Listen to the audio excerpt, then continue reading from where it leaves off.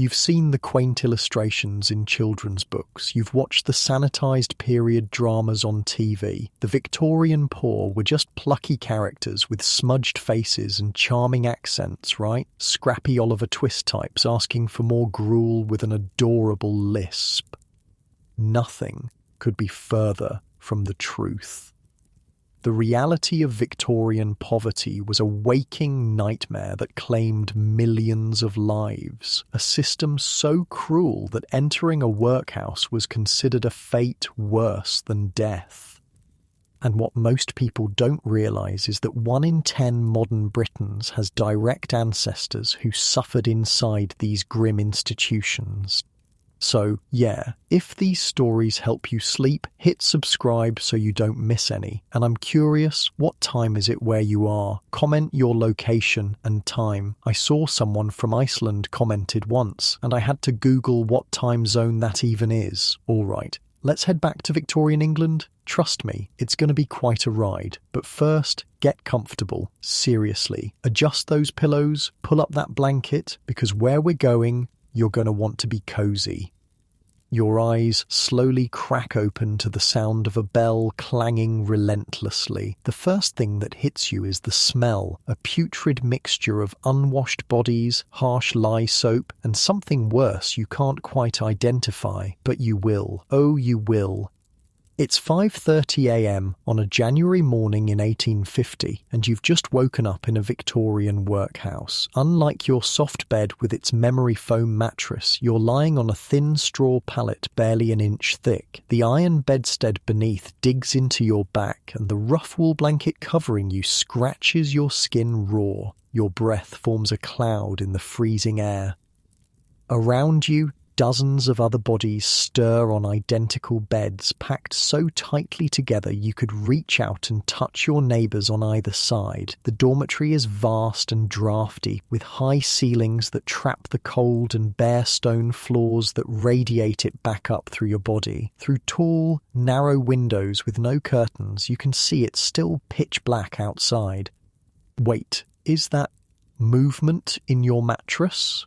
Yep. Your bed is alive with lice and fleas that spent the night feasting on your blood. You'll get used to it. Maybe. Up now comes a shout from the doorway. A stern-faced man in a dark uniform sweeps his gaze across the room. Anyone not at roll call in 15 minutes loses breakfast? The threat of missing breakfast, even the slop they serve here, is enough to send everyone scrambling. Your stomach is already cramping with hunger. Yesterday you worked 14 hours and were fed exactly 3 times. A breakfast of watery gruel and a chunk of bread. A dinner of thin soup with a potato, and a supper of bread with a scraping of cheese. Your body needs more, but it won't get it. You're probably thinking, I'd just leave. This is awful. Except you can't. You're here because the alternative was starving to death on the streets. There's no welfare, no food banks, no social safety net outside these walls. It's 1850, and this Victorian workhouse is both your prison and your only lifeline. The man next to you starts coughing violently, his thin chest heaving beneath his nightshirt. He holds a rag to his mouth, and when he pulls it away, you see it speckled with blood, consumption, tuberculosis, and he's sleeping 3 feet from you in a room with no ventilation. Good luck with that. First day, whispers a woman on your other side. Her face is a road map of wrinkles, though she's probably only in her 40s. Life here ages you faster than you can imagine. You nod. Word of advice, she mutters, glancing nervously at the door. Don't look the master in the eye. Don't ask questions. And whatever you do, don't cry when they take your children. My children, you ask, your heart suddenly pounding. They separate everyone, she explains, her voice hollow. Men from women, children from parents. That's the first thing they do. Before you can ask more, a bell rings again, and everyone begins shuffling toward the door, pulling workhouse uniforms over their nightclothes. You follow, your bare feet numb on the icy stone floor. The corridor outside is dimly lit with gas lamps that cast more shadows than light. Men and women are separating into different directions. From somewhere distant, you hear a child crying, the sound quickly muffled. Welcome to your new life. The previous day's events rush back to you in fragments. The desperate walk to the workhouse gates after your landlord evicted you, the humiliating interview with the Board of Guardians, local businessmen and clergymen who oversee the poor law, their thinly veiled disgust as they questioned you. And what has brought you to this state? Drink, gambling, loose morals? Then the processing. Oh God, the processing. They took everything. Your clothes, the few possessions you had left, even the locket with your mother's picture, all placed in a bag, tagged and stored away. You'll get them back when you leave, said the porter, if you leave. Then the bath. A large communal tub where the water had already been used by a dozen others before you. Cold, scummy water that made your skin crawl, and the watchers, workhouse staff standing there, observing your nakedness, commenting on your body as if you were livestock.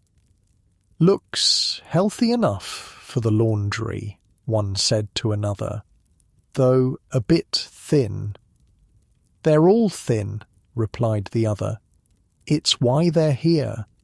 After the bath came the uniform. For men, coarse trousers and shirts of striped fabric that immediately made your skin itch. For women, shapeless dresses, equally itchy, with white caps that cover your hair. And everyone gets the same heavy, hobnailed boots that never quite fit right and clack loudly on the stone floors, announcing your movements. The shoes are actually one of the few mercies. At least your feet are protected from the cold. Many of the children have broken chilblains, painful sores from frostbitten toes that never quite heal in these conditions.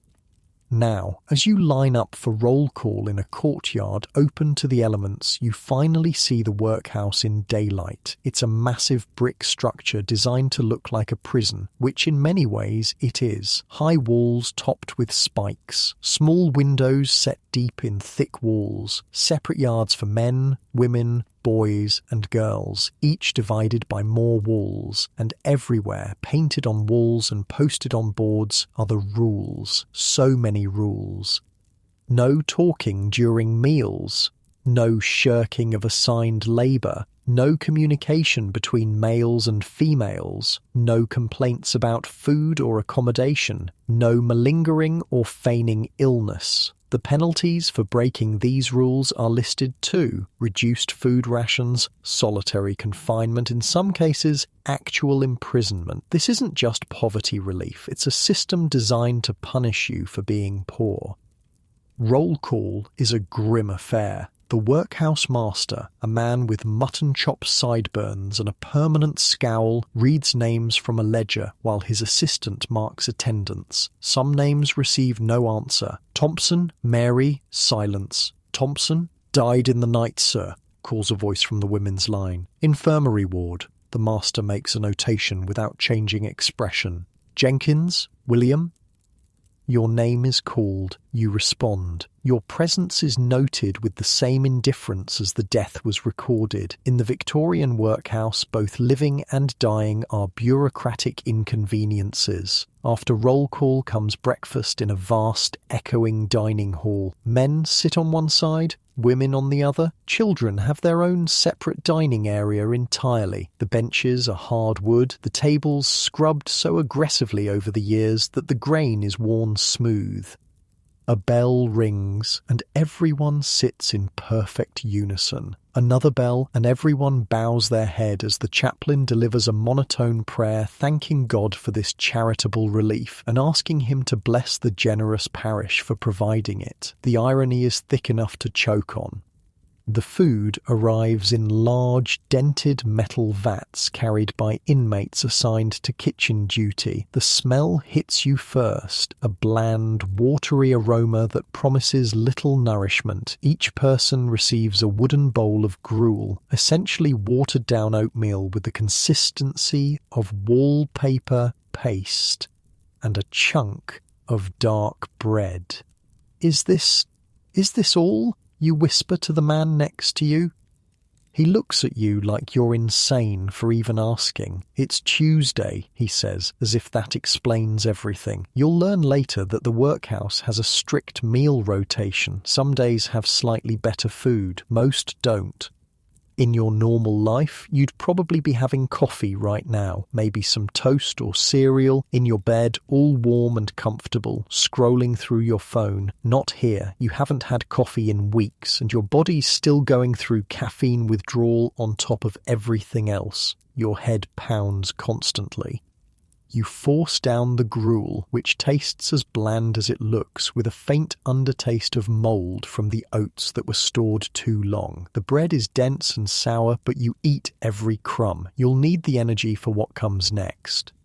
After breakfast, the real purpose of the workhouse begins. Labour. The 1834 Poor Law that created this system was explicitly designed to make workhouse conditions harsh enough that only the truly desperate would accept them. The work is intentionally tedious, exhausting and often pointless, designed to punish more than to produce. Men are assigned to the stone yard, where they'll spend the day breaking large rocks into smaller ones, or to the bone-crushing shed, grinding animal bones into powder for fertilizer, a job so disgusting and dangerous that men occasionally die from bone dust inhalation, or to the oakum picking room, where they'll unravel old ship ropes until their fingers bleed. Women are sent to the laundry to wash endless piles of sheets and clothes in scalding water with harsh lye soap that burns their hands, or to the sewing room to make and repair workhouse uniforms, or to clean the endless corridors and wards of the workhouse itself. Children work too. Victorian workhouses were equal opportunity exploiters. Boys as young as 7 work alongside the men, though at reduced quotas. Girls work with the women. The youngest children, those under 7, are kept in nursery wards under the care of older female inmates who are too infirm for harder labour. You're assigned to the laundry. As you're led there by a stern-faced matron, you pass the men's yard where stone breaking has begun. The sound is deafening, hundreds of hammers striking stone in a chaotic percussion. The men's faces are already sheened with sweat despite the cold, and their hands are wrapped in rags to prevent blistering. It doesn't help much. You can see blood seeping through many of the wrappings. The laundry is no better. It's a long room filled with steam so thick you can barely see across it. The heat is overwhelming after the cold morning air, and within minutes your uniform is soaked with sweat. Large copper tubs bubble with nearly boiling water, and women stir the contents with wooden paddles longer than they are tall. "New one," shouts your escort, and a red-faced woman in a sweat-drenched uniform approaches. "Ever done laundry before?" she asks, looking you up and down. Before you can answer, she scoffs. "Doesn't matter, you'll learn quick or you'll burn. Start with the sheets." She points to a massive pile of soiled bedding. "Soak, scrub, rinse, wring, hang. Don't stop until the bell." And so begins your first day of workhouse labour. The sheets are heavy, many soiled with human waste or blood or God knows what else. The soap doesn't lather properly in the hard water, so you have to scrub twice as hard. The wooden washboard tears at your knuckles until they're raw. After 2 hours, your back is screaming from being bent over the tub. After 4, your hands are so swollen you can barely grip the paddle, but you don't dare slow down. The supervisor walks the rows with a thin stick, not hesitating to rap the knuckles of any woman she deems to be slacking. "Keep moving," she shouts periodically. "Idle hands do the devil's work." The only breaks are when the bell rings for more sheets to be brought in, or for completed laundry to be taken to the drying yard. During one such moment, you try to catch your breath, leaning against a wall. A woman nearby notices. She's older, with grey streaks in her hair and deep lines etched around her eyes. She glances at the supervisor, who's momentarily distracted, then slides closer to you. "First day's the worst," she says quietly. "The blisters harden into calluses eventually." "How long have you been here?" you ask. 3 years? 4 months? 2 weeks? The precision of her answer is startling. My husband died in a factory accident. No compensation, of course. Couldn't keep up the rent. She glances around again. Word of advice: don't make friends with anyone who coughs, and don't get attached to the children. Most don't last their first winter. Before you can respond, the supervisor's voice cracks across the room. No talking, back to work. The woman drifts away, back to her station, and you return to the endless pile of sheets. The work continues until the dinner bell at noon. Another meagre meal, a thin stew with more broth than substance, a small boiled potato, and another piece of bread. Then back to work until 6. By the time the supper bell rings, you can barely stand. Your hands are bleeding from a dozen small cuts. Your back feels broken.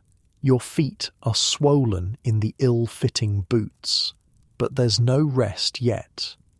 Supper is bread and cheese, a small piece of each, and then an hour of moral instruction from the chaplain, who lectures on the virtues of hard work and the sins of idleness while you fight to keep your eyes open. Only then, at 8 o'clock, are you allowed to stumble back to the dormitory.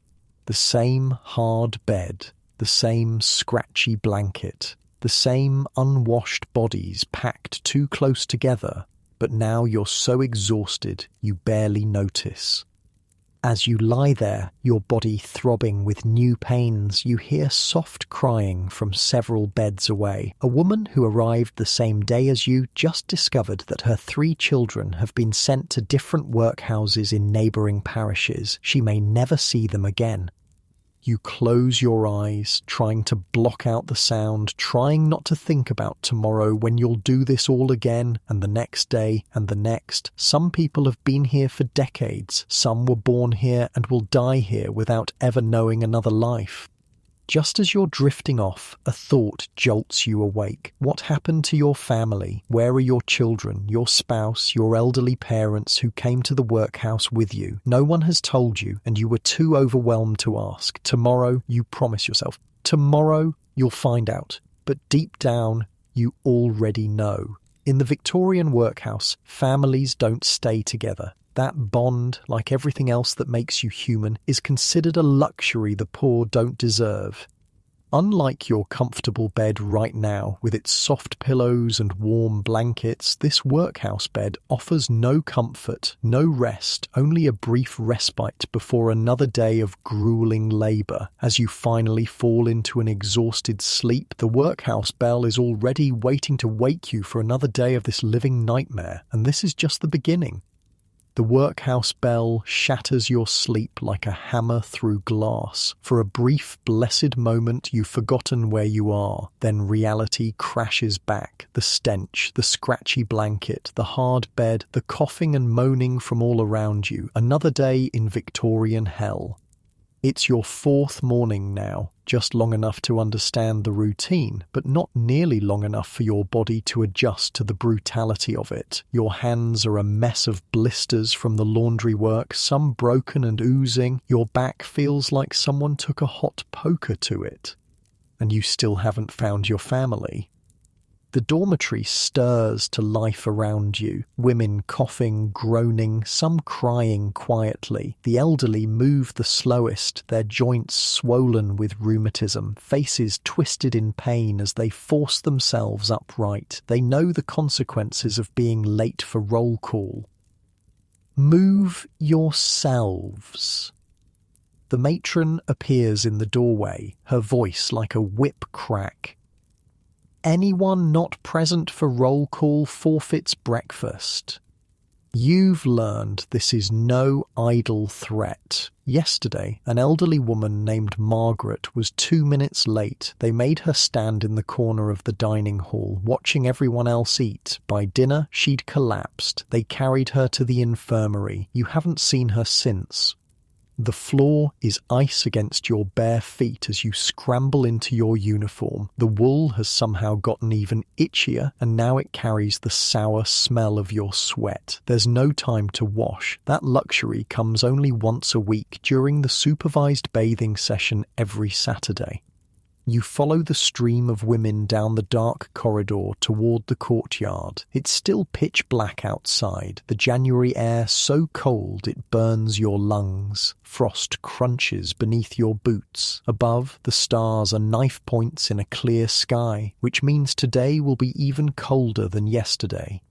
From across the yard, you spot a group of men lining up for their own roll call. You scan the faces desperately. Is he there? Your husband? It's been 4 days since you were separated during admission. You've asked about him repeatedly, only to be met with threats of punishment for unnecessary conversation.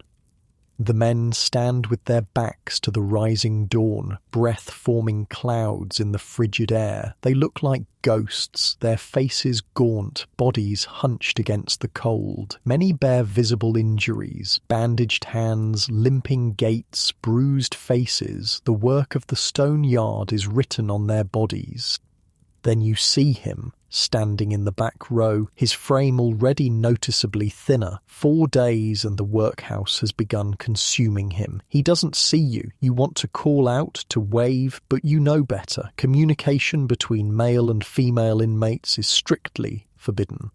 All you can do is stare, drinking in the sight of him until the matron's voice snaps you back to attention. Adams, present. Barrett, present. Collins, present. The roll call drones on. Every morning, the same ritual. Every morning, a few names receive no answer. Died in the night, taken to hospital, released to a relative, ran away. The workhouse population ebbs and flows like a tide, but the building itself remains constant, implacable, devouring the poor of London in endless succession. Your name is called. You answer. For now, you're still here, still alive. Small victories. After roll call comes prayers, led by a chaplain whose faith seems to begin and end with punishing the poor for their poverty. He drones through a reading about the virtues of labour, the sin of idleness, the divine order that placed some in comfort and others in need. Let us thank God for this charitable institution, he intones, which saves the souls of the indigent through honest toil. The woman beside you mutters under her breath, if God made this place, it was on the day he invented hell. You stifle a shocked laugh. Humour is rare in the workhouse, precious as gold. You steal a glance at her, middle-aged, with sharp eyes that haven't yet been dulled by workhouse life. She winks at you. A tiny act of rebellion in this place where individuality is systematically crushed. The prayer ends. Now breakfast. The dining hall is cavernous with high windows that let in anemic winter light. Long wooden tables run the length of the room with backless benches that force you to sit upright. No comfort allowed, not even during meals. The room's design creates a perfect visual representation of the Victorian workhouse system. Men on one side, women on the other, elderly separate from able-bodied, the better-behaved good poor separated from the bad poor, those who've broken rules or been deemed morally suspect. And no sign of children anywhere. They eat in their own dining hall, supervised by the schoolmaster and mistress. Today's breakfast is gruel, a watery porridge that tastes like dishwater, and a chunk of bread. The portion is small enough that you finish it in minutes, your stomach still growling afterward. Around you, people are licking their bowls clean, scraping up every last morsel. The woman who made the joke during prayers sits across from you. She eats with careful precision, breaking her bread into small pieces, making it last. Looking for someone, she asks quietly, noticing your gaze constantly drifting to the men's side. You nod slightly. My husband. She glances over her shoulder, then back to you. Which one? Tall, dark hair, blue workhouse uniform. She snorts. That narrows it down to about 100 men. He has a scar across his right eyebrow. Used to work as a carpenter before. You trail off. Before what? Before everything collapsed, before the factory closed, before the rent doubled, before the fever took your youngest, before. I'll keep an eye out, she says. I'm Ellen, by the way. Thank you, you whisper, surprised by this small kindness. I'm...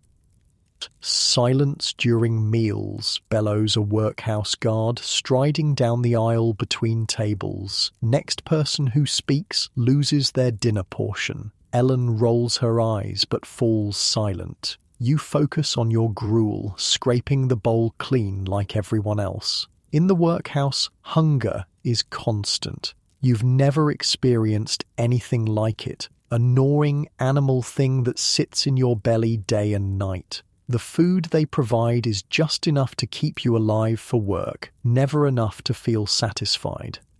After breakfast comes labour assignment. The master stands at the front of the room, reading names and duties from a ledger. It's the moment everyone dreads. Some assignments are merely unpleasant. Kitchen work, cleaning, mending. Others are actively dangerous. The stone yard, the bone-crushing shed, the laundry with its scalding water and caustic soap.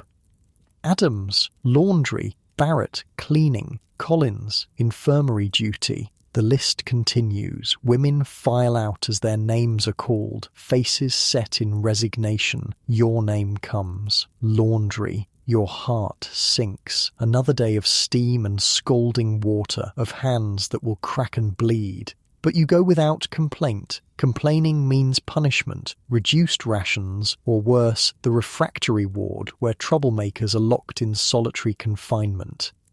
The laundry is already billowing with steam when you arrive, the air thick and wet in your lungs. Massive copper tubs bubble with near-boiling water. Women stand at washboards, their faces red from heat and exertion, hair plastered to their foreheads. The noise is deafening.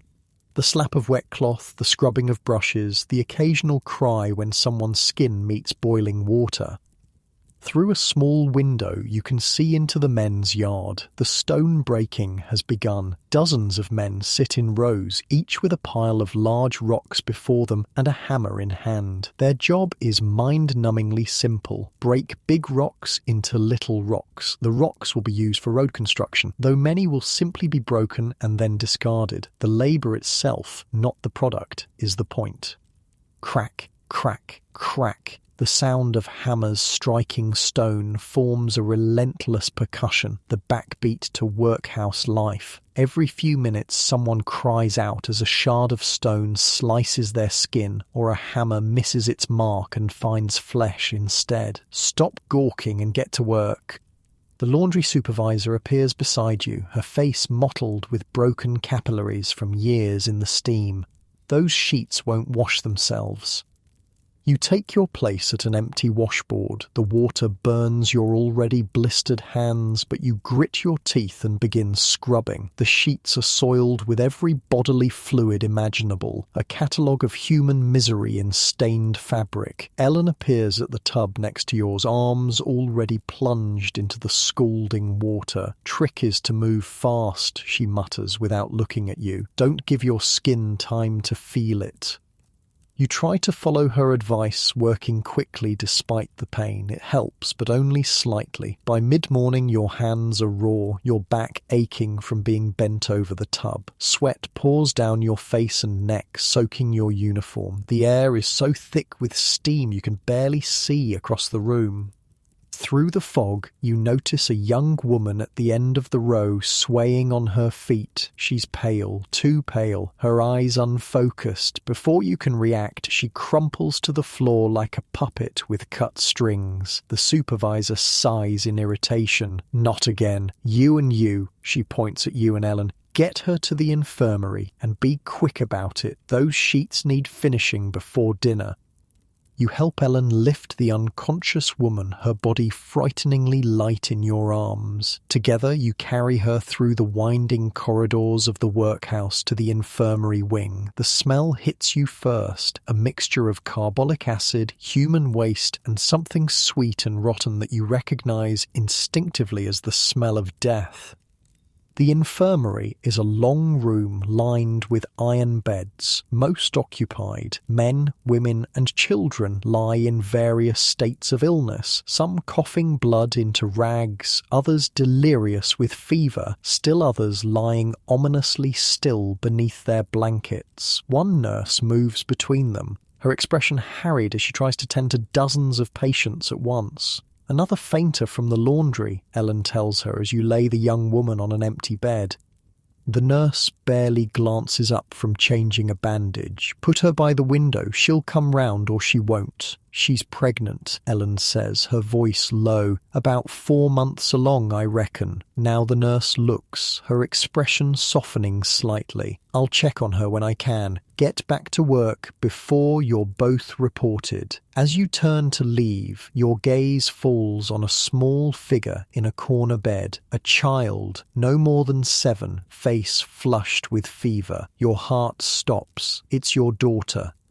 You rush to the bedside, ignoring Ellen's warning hiss. The child's eyes are closed, her breathing shallow. A crude wooden sign hanging from the bed frame confirms your worst fear. It bears your daughter's name. "What's wrong with her?" you demand, grabbing the nurse's arm as she passes. "What happened?" The nurse pulls away, annoyed. "Came in yesterday with fever, probably measles. Half the children's ward has it."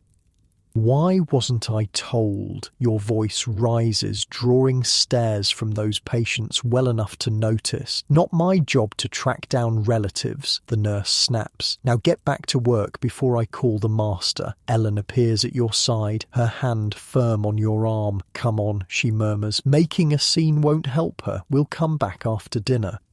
You allow yourself to be pulled away, casting one last glance at your daughter's feverish face. How did this happen so quickly? She was healthy when you arrived, but then you remember the children's dormitories, dozens packed into a space meant for half that number, sleeping 4 or 5 to a bed, illness spreading like wildfire.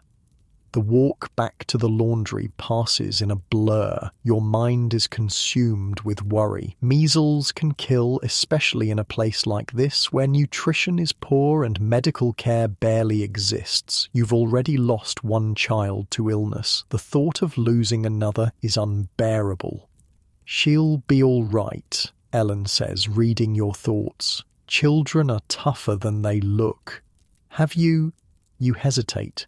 "Do you have children here?" Ellen's face hardens. "Had 2. Boy and a girl.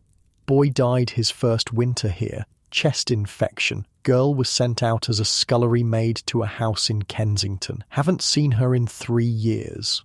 You want to offer comfort, but what can you say? In the workhouse, tragedy isn't the exception. It's the rule. Everyone has lost someone. Everyone is losing themselves, piece by piece.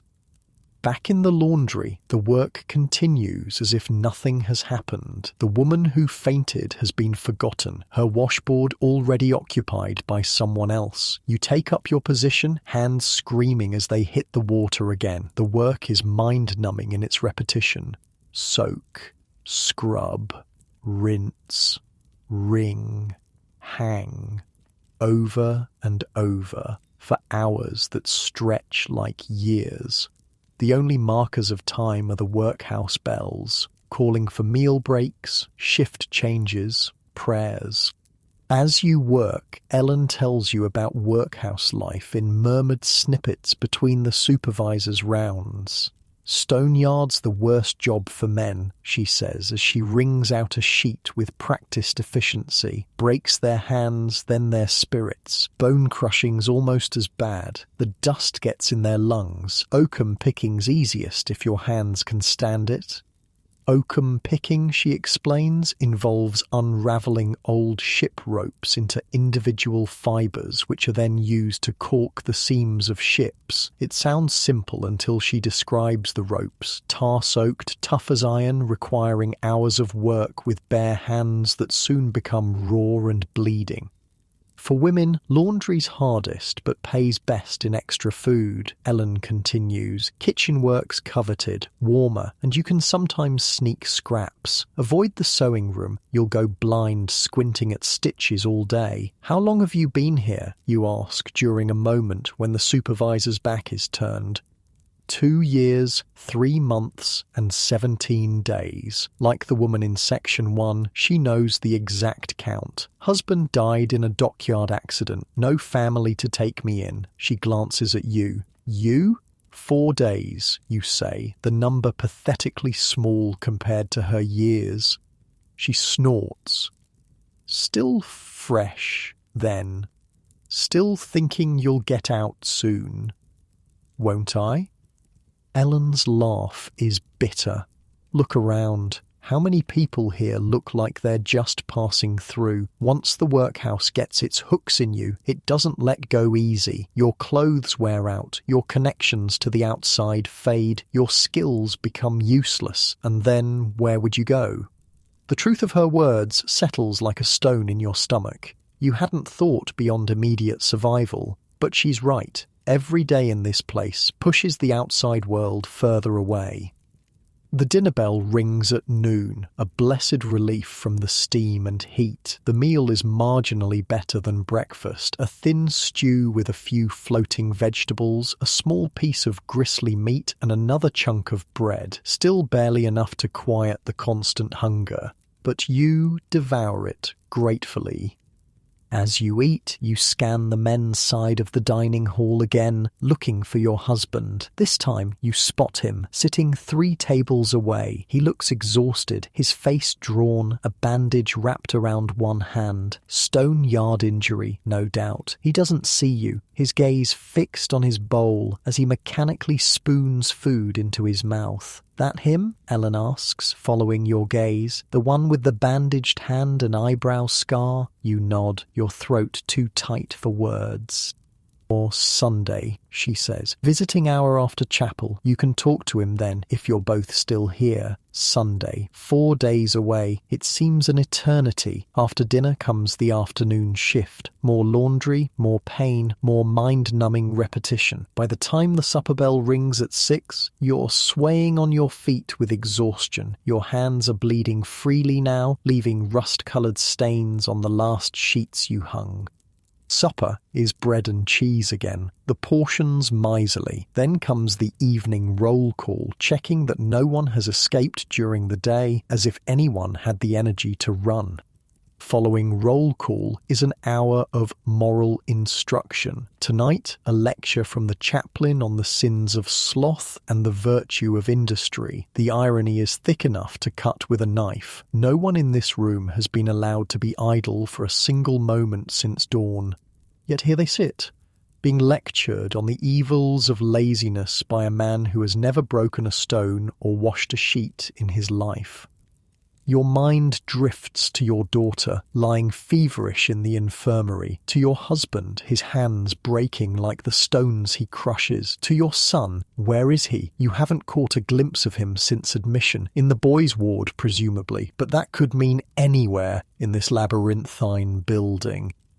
The chaplain drones on, his words washing over you without meaning. Around you, some inmates doze despite the hard benches, exhaustion overcoming even their fear of punishment. Others stare blankly ahead, their minds escaped to some private refuge, even as their bodies remain trapped. Finally, mercifully, the day ends. 8 o'clock and you're released to the dormitory. The same hard bed, the same scratchy blanket, the same stench and sounds of misery. As you lie down, every muscle in your body screaming, Ellen takes the bed next to yours. First rule of survival, she whispers. Don't think too far ahead. 1 day at a time, 1 hour at a time, if that's all you can manage. My daughter, you murmur, tears threatening. I need to help her. "We'll check on her tomorrow," Ellen promises. "I know one of the night nurses. She'll look in on the girl, make sure she gets water at least." This small kindness breaks something in you. After holding yourself together all day, you finally let the tears come, turning your face into the thin pillow to muffle the sound. Ellen's hand finds yours in the darkness, a brief squeeze of solidarity. "Sleep," she says. "Tomorrow's another day of the same." And it will be. That's the true horror of the workhouse, not just the conditions, though they're brutal enough, but the relentless sameness, day after identical day, stretching ahead like a prison sentence of indeterminate length. The same bells, the same gruel, the same backbreaking labour, the same prayers telling you it's all for your own good. You close your eyes, trying to find escape in sleep. Unlike your comfortable bed right now, with its soft pillows and warm blankets, this workhouse bed offers no real rest, only unconsciousness, a temporary reprieve from reality. Tomorrow, you'll see your daughter. You'll try to find your son. You'll catch another glimpse of your husband across the dining hall, small moments to cling to in a place designed to strip away everything that makes you human.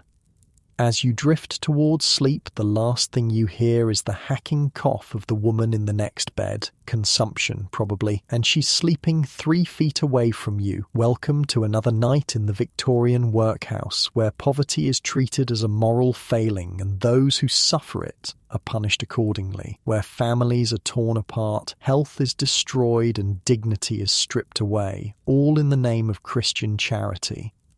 And still, somehow, you must find the strength to wake up tomorrow and do it all again. Morning comes too soon, as always. The bell, the rush, the roll call in the freezing yard, the inadequate breakfast. But today, you have a purpose beyond mere survival. Your daughter is sick in the infirmary and somehow you're going to see her, but the workhouse has other plans. You, the matron points at you during labour assignments. Kitchen duty today.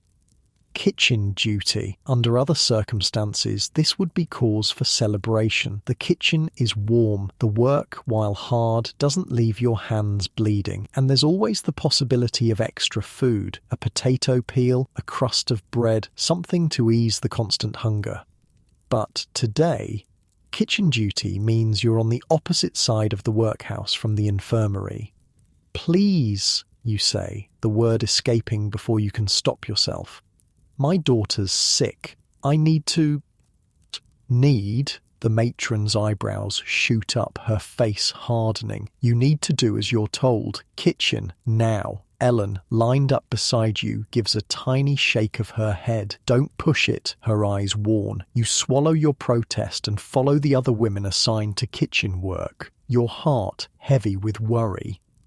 The kitchen is indeed warm, almost unbearably so after the frigid morning air. Massive cast-iron stoves radiate heat, their surfaces glowing dull red in places. Enormous pots bubble with the day's meals, porridge for breakfast, stew for dinner, more porridge for supper.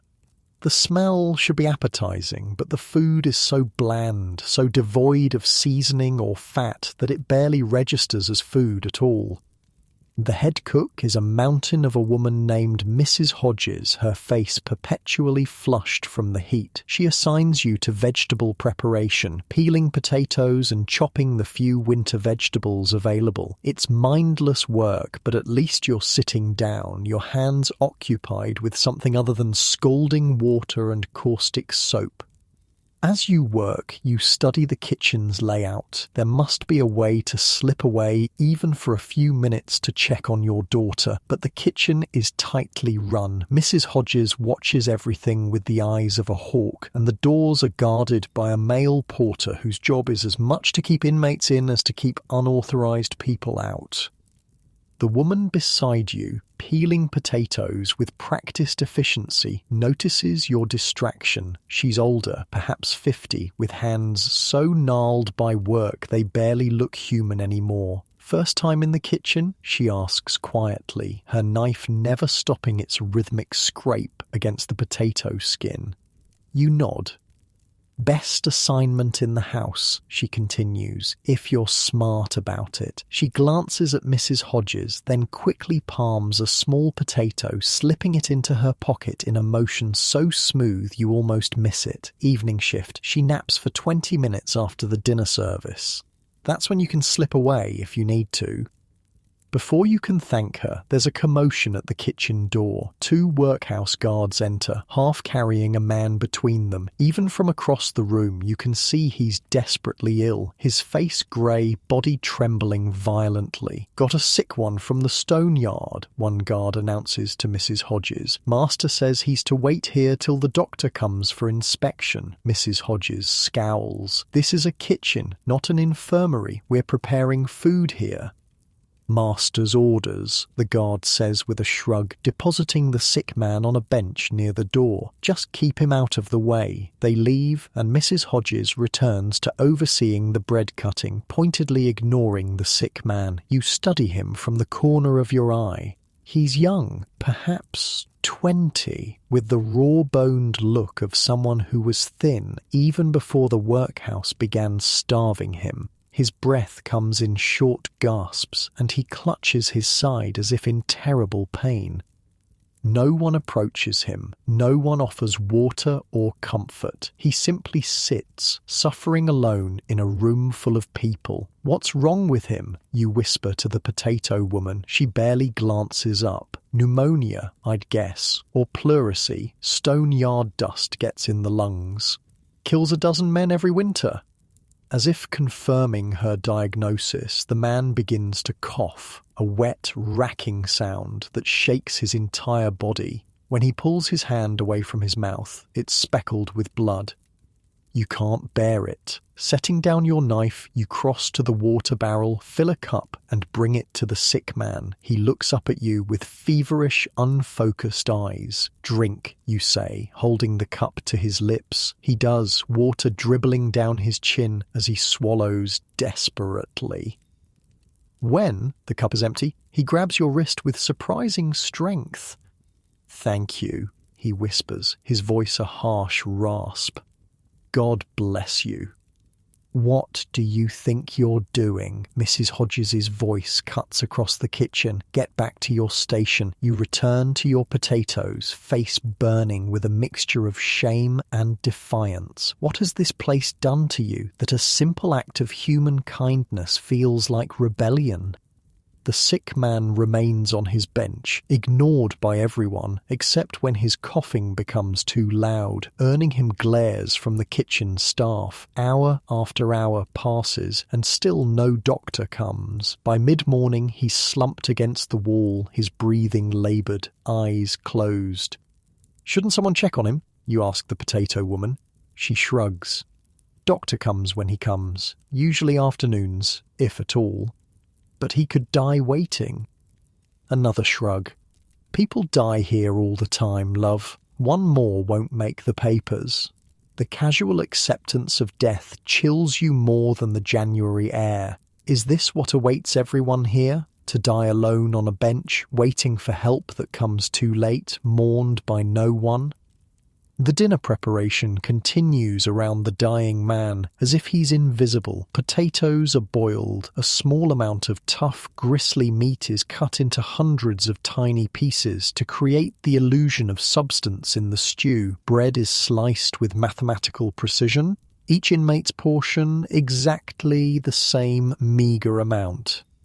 Around 11, the kitchen door opens again. This time, it's a group of children being led by a stern-faced schoolmistress. They're coming to collect the mid-morning meal for the children's ward. A thin gruel and a small piece of bread for each child. Your heart leaps. Your son might be among them. The children file in, eyes downcast, moving with the unnatural quietness of the thoroughly disciplined. They range in age from about 5 to 12, boys and girls alike dressed in miniature versions of the workhouse uniform, their faces pale from lack of sunlight, bodies thin from inadequate food. You scan their faces desperately. Then, there he is, your son, standing in the middle of the line, so changed after just 5 days that you almost didn't recognize him. His hair has been cut brutally short, his clothes hang on his frame, and there's a dullness in his eyes that wasn't there before. James, you whisper, your voice catching. His head snaps up, eyes widening as he spots you. His mouth forms your name, though no sound comes out. The schoolmistress is watching. You want to run to him, to wrap your arms around him and never let go. But you know what would happen. You'd be punished. Reduced rations, perhaps the refractory cell, and he would suffer for it too. So you stay where you are, trying to pour all your love into a single look. He stares back, his eyes filling with tears that he blinks away quickly. Children who cry are punished in the workhouse. The line moves forward. As James passes your station, you manage to slip a small peeled potato into his hand, the one you were saving for yourself. His fingers close around it, and he pockets it in a motion that speaks of practice. 5 days, and he's already learned to steal and hide food. Then he's gone, following the other children out the door, and you're left with the ache of a too brief connection. "Your boy?" the potato woman asks quietly. You nod, not trusting your voice. "Looks healthy enough," she says, which passes for high praise in the workhouse. They're working them in the wood yard now, light stuff, sorting kindling, bundling sticks, better than the factory work they used to make them do. You try to take comfort in this. At least he's not being sent down mines or made to clean factory machinery, jobs that killed or maimed thousands of children before child labour laws began to improve. Small mercies. The sick man by the door has gone quiet, his coughing ceased. For a moment you think he's sleeping, then you notice the unnatural stillness of his chest, the fixed stare of his eyes. "Mrs. Hodges," you call, your voice tight. "The man, I think he's—" She glances over, sighs heavily, and sends a kitchen boy to fetch the workhouse porter. 10 minutes later, 2 men arrive with a stretcher. They load the body with practiced efficiency. Clearly, this is a regular occurrence, and carry it away without ceremony.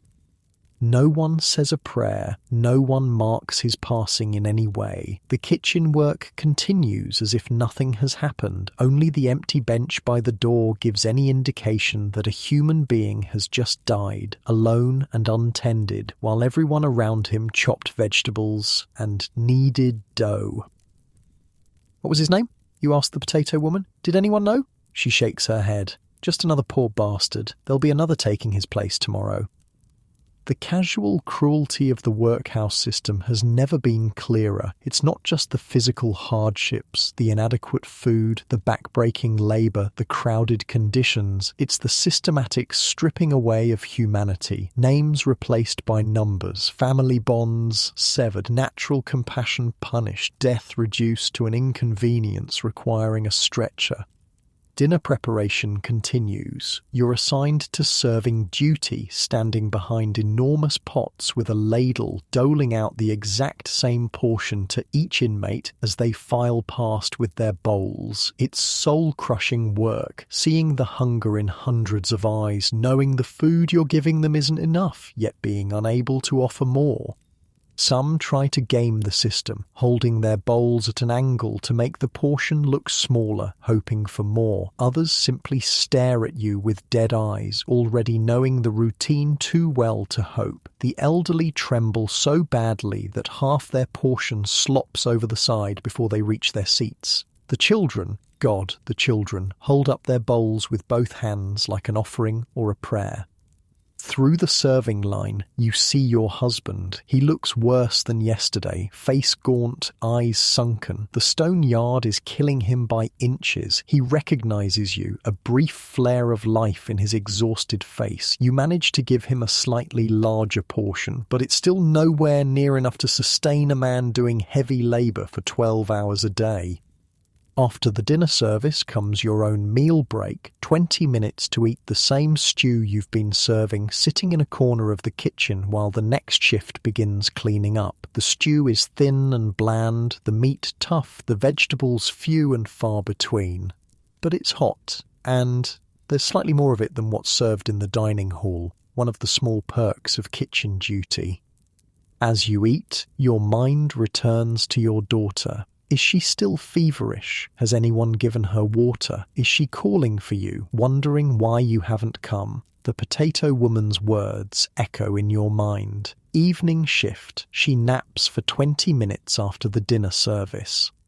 You finish your stew and return to work, counting the hours until you might have a chance to slip away. The afternoon drags. More vegetables to prepare for supper, endless pots to scrub, floors to mop. Your back aches, your feet throb in the ill-fitting workhouse boots, but you push through, driven by the need to see your child. Finally, dinner service ends. The inmates return to their labour assignments for the afternoon shift. The kitchen staff begins the supper preparation, and Mrs. Hodges, true to prediction, settles into a chair in the corner, her chin dropping to her chest as exhaustion claims her. Now's your chance. You catch the potato woman's eye. She nods slightly, then deliberately knocks over a sack of onions, creating a diversion. In the commotion, you slip through the kitchen door and into the corridor beyond. The workhouse is a maze of identical hallways, designed to be confusing to prevent inmates from wandering. But you've been paying attention, mentally mapping the building during your few journeys between dormitory, dining hall, and work assignments. You move quickly, heart pounding, expecting at any moment to hear a shout, to feel a hand on your shoulder. Being caught out of your assigned area means punishment. Reduced rations at best, the refractory cell at worst. Left turn, right turn, past the laundry where women still toil in clouds of steam, down a long corridor lined with administrative offices, around another corner, and finally the infirmary wing. The smell hits you first, that same mixture of carbolic acid, human waste, and decay. The long room is quieter now than during your brief visit yesterday. It's rest period, and many patients lie with their eyes closed, though whether in sleep or unconsciousness, it's hard to tell. A single nurse moves between the beds, checking bandages, administering medicine from a small cart. She's different from yesterday, younger with a less harried expression. Perhaps Ellen's friend, the one who promised to check on your daughter. You slip into the room, trying to appear as if you have a right to be there. The nurse glances up, frowning slightly, but doesn't immediately challenge you. Taking advantage of her hesitation, you move quickly to the corner where you last saw your daughter. The bed is empty. Panic rises in your throat. Where is she? Has she been moved? Or worse, no, you can't think that. Won't think that. "Excuse me," you say to the nurse, your voice barely above a whisper. "My daughter, she was in that bed yesterday. Fever, possible measles." The nurse studies you for a moment, then recognition dawns. You're the mother from the laundry. She glances around, making sure no supervisors are within earshot. "She's been moved to the children's infirmary. Her fever broke this morning. Relief makes your knees weak." "She's better? Can I see her?" The nurse hesitates. "It's against regulations, but," she sighs, makes a decision. "Follow me, quickly. I need to deliver medicine there anyway." You follow her through a side door, down another corridor, and into a smaller ward. This one contains only children, perhaps 20 beds, most occupied. The air is thick with the sounds of coughing, occasional crying, and the restless shifting of small bodies in pain. And there, in a bed by the window, is your daughter. She's asleep, her face still flushed but no longer burning with the terrible heat of high fever. Her breathing is even, her expression peaceful for the first time since you entered this place. You rush to her side, dropping to your knees beside the bed, taking her small hand in yours. It's warm, but not hot. The fever truly has broken. "She's over the worst," the nurse says quietly, checking the chart hanging from the bed frame. "Another day or two, she'll be back in the children's ward." "Thank you," you whisper, tears of relief spilling down your cheeks. Thank you for caring for her. The nurse's expression softens. I do what I can. It's not enough, but she shrugs, the gesture encompassing all the inadequacies of workhouse medical care. You shouldn't stay long. If the matron finds you here, just a few minutes, you plead. Please. She nods. I'll be back in 5 minutes. Be gone by then. She moves away to tend to the other children, leaving you alone with your daughter. You stroke her hair, now cropped short like her brother's, a measure against lice, but still a shock to see. Her cheeks are thinner after just 5 days of workhouse food. There's a small cut on her chin that wasn't there before, but she's alive. She's healing. I'm here, my love, you whisper, though she can't hear you. Mama's here. You're going to be all right. It's a promise you have no right to make. In the workhouse, no one is truly all right. But in this moment, with her hand in yours, it feels possible to believe it anyway. 5 minutes pass too quickly. The nurse returns, giving you a pointed look. It's time to go. You press a kiss to your daughter's forehead, then reluctantly release her hand. I'll come back, you whisper, another promise you may not be able to keep. The journey back to the kitchen is a blur of corridors and anxiety. What if Mrs. Hodges has noticed your absence? What if she's already reported you to the master? But luck is with you, for once. You slip back into the kitchen just as the supper preparation reaches its chaotic peak. Mrs. Hodges is fully awake now, shouting orders as bread is sliced and porridge stirred in massive pots. No one seems to have noticed you were gone. The potato woman catches your eye, raises an eyebrow in question. You give her a small nod, mission accomplished. She nods back, the ghost of a smile crossing her face before she returns to her work. Supper service proceeds much like dinner, the same assembly line of hunger, the same inadequate portions, the same desperate eyes looking up at you as you ladle out porridge, but this time you don't see your husband or son in the line. Perhaps they're eating in shifts, or in a different dining hall altogether. After the inmates are fed comes the staff meal, slightly better fare for the workhouse employees, though still plain by outside standards. You and the other kitchen workers are given bowls of the same porridge you've been serving, though with a bit of sugar added, a luxury the inmates can only dream of. As you eat, the day's events catch up with you. The shock of seeing a man die untended, the brief, painful glimpse of your son, the relief of finding your daughter on the mend. It's all too much, and suddenly you're fighting back tears, staring into your bowl to hide your face. First, death? The potato woman asks quietly, sitting beside you. You nod, not trusting your voice. Gets easier, she says, though her tone suggests it doesn't. Not really. Been here 3 years, seen hundreds go. Winter's worst, cold takes the old ones, fever takes the little ones, chest complaints take the men from the yard. How do you bear it? You ask, the question escaping before you can stop it. She's silent for a long moment, spooning porridge methodically into her mouth. Finally, she says, you either break or you don't. There's no trick to it. After supper comes the evening roll call, then the nightly lecture on morality and proper behaviour. Tonight it's delivered by the workhouse master himself, a tall, cadaverous man with side whiskers and cold eyes. He drones on about cleanliness, obedience and gratitude. This last directed pointedly at a group of new arrivals huddled at the back of the room, their faces still showing shock at their changed circumstances.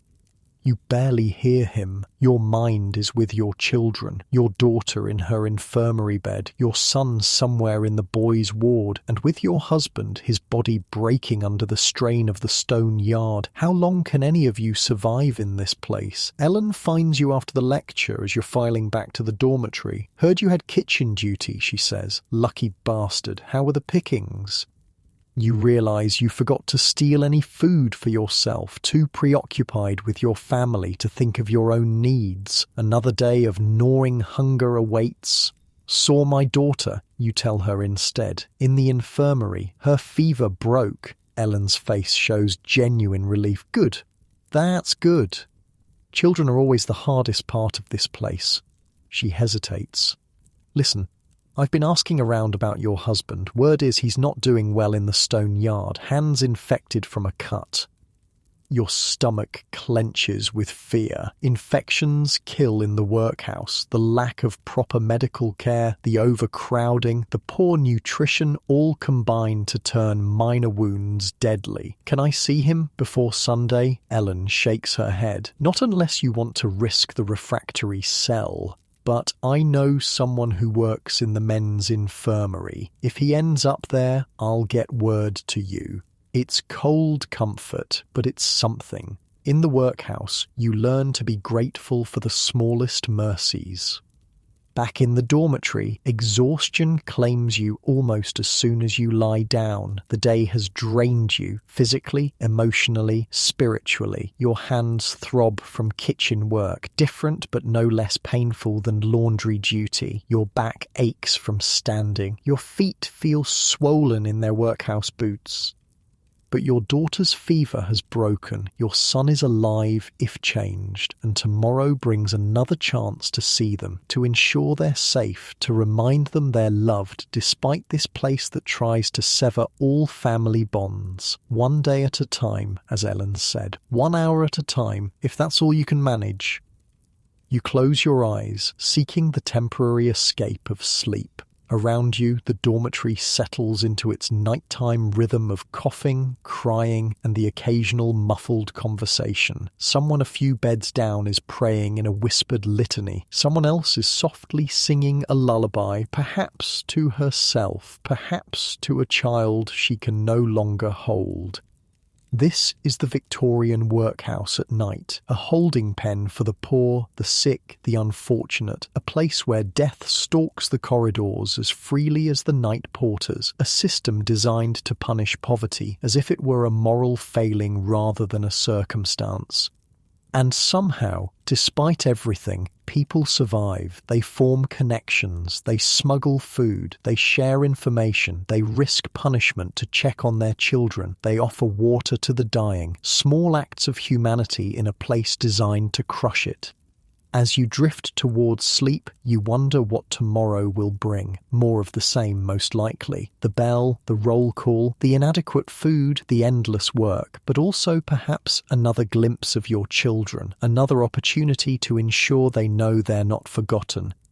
Unlike your comfortable bed now, with its soft pillows and warm blankets, this workhouse bed offers no true rest. But tonight, at least, you have something the workhouse hasn't yet managed to take from you. Hope. Small, fragile, but present. Your daughter is healing. Tomorrow is another day, and in this place that's all anyone can ask for. It's been 2 weeks now. 2 weeks of waking to the workhouse bell, 2 weeks of gruel and hard labour, 2 weeks of separation from your family, with only brief glimpses across dining halls or during Sunday visiting hours, and yet somehow you're adapting. That's the terrifying part. The human capacity to normalise almost anything. The way your body has begun to anticipate the bell before it rings. The way your hands have formed calluses over the worst blisters. The way the constant hunger has become a familiar companion rather than acute distress. You're learning the unwritten rules of workhouse survival. Pocket your bread at breakfast, Ellen advised on your 3rd day. Save it for mid-morning when the hunger's worst.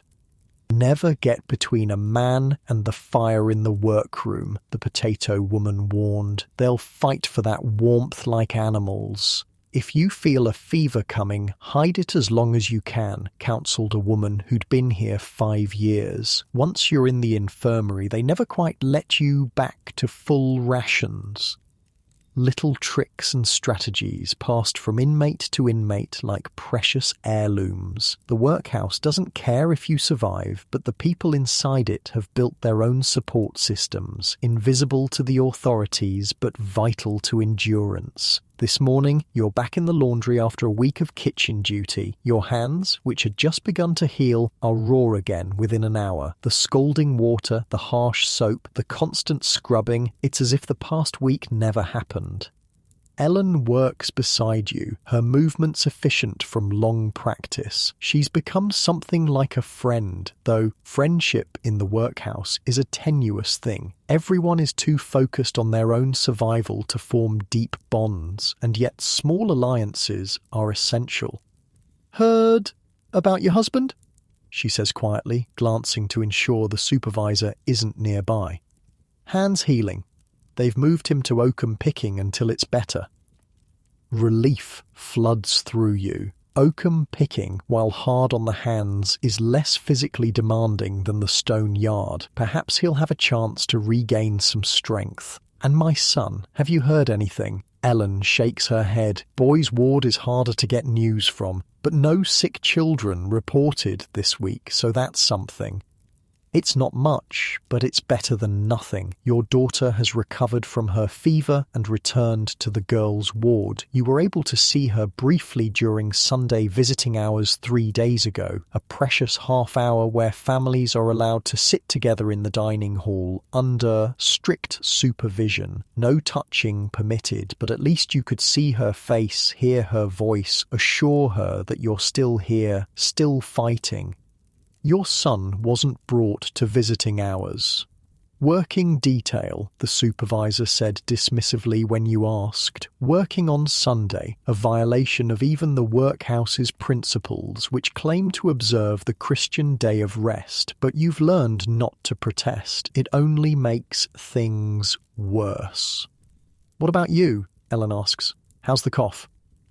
You've been trying to hide it, but of course Ellen has noticed. A persistent tickle in your throat that's getting worse, not better. At night, you muffle the sound in your blanket, terrified of being sent to the infirmary. The infirmary means no work, which means reduced rations, which means weakening further. It's a cycle many never escape. "It's nothing," you say. "Dust from the laundry."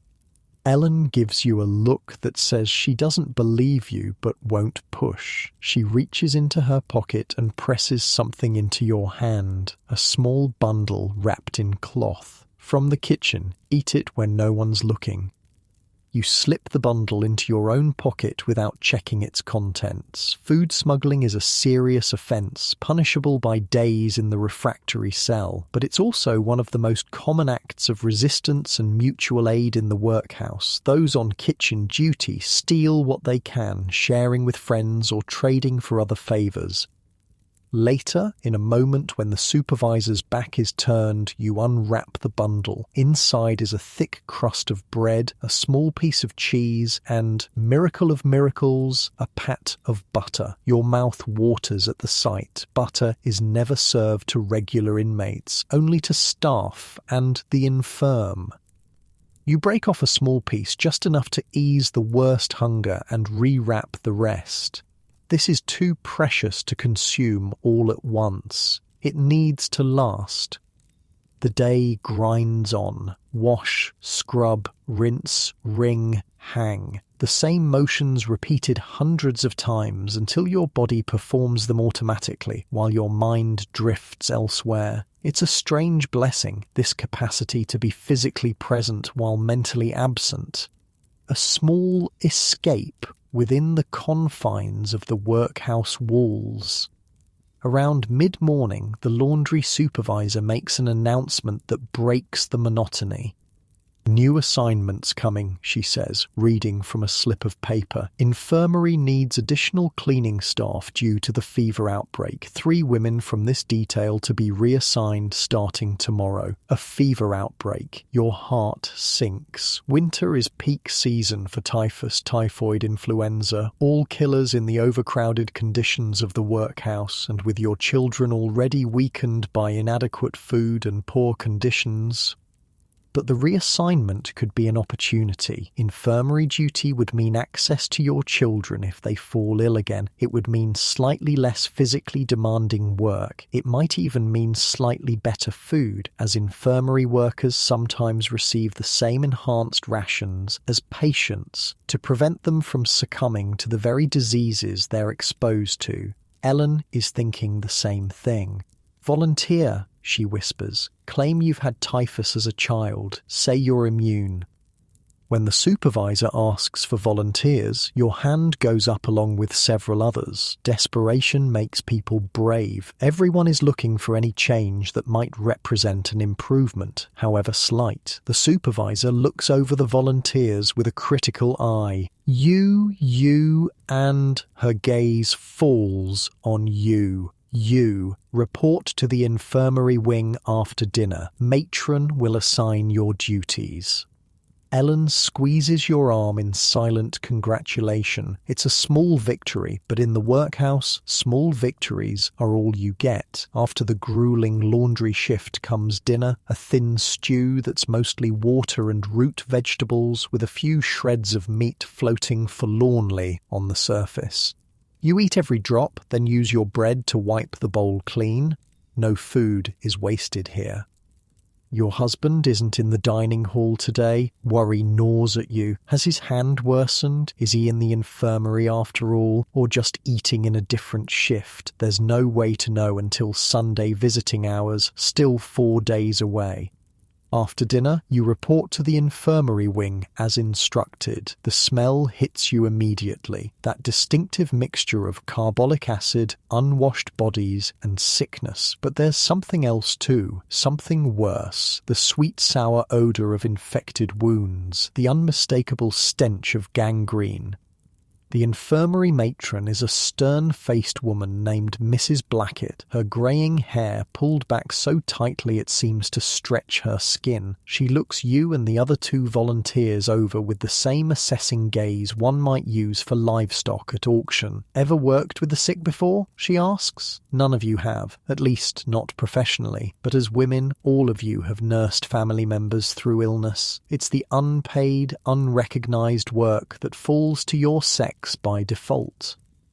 "I nursed my husband through typhus," one woman offers, "and my children through measles and whooping cough." Mrs. Blackett nods curtly. "Good enough. You'll learn the rest. Main ward needs scrubbing. Floors, walls, bed frames, chamber pots need emptying. Bedding needs changing. Patients need washing. Work starts at dawn tomorrow. For now, you'll help with the evening medications."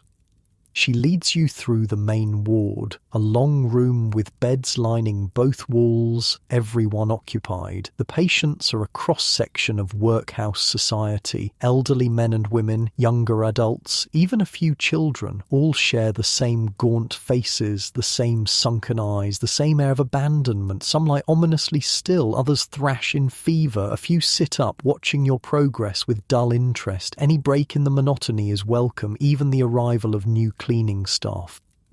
"Fever cases at the far end," Mrs. Blackett explains, gesturing to a section where the beds are spaced slightly further apart. "Wounds and injuries near the door for easier access, chronic cases and the dying in the middle." She says this last part without any change in tone. The dying. As if she's pointing out a storage cupboard or a washing station. In the workhouse, death is simply another administrative category. Your duties for the evening are simple but unpleasant. You help distribute medicines, mostly laudanum for pain, fever powders for the ill, and various foul-smelling poultices for wounds. You assist patients who can't feed themselves, spooning thin gruel into mouths that sometimes seem too weak to swallow. You empty chamber pots, trying not to gag at the smell and the sight of bloody discharge, yellow bile, black tarry stool, all signs of the various diseases consuming these people. As you work, you study the patients surreptitiously, looking for your husband. He's not here, at least not in the main ward. Relief mingles with continued worry. Where is he? One elderly man grabs your wrist as you adjust his blanket. His grip is surprisingly strong for someone so wasted by illness.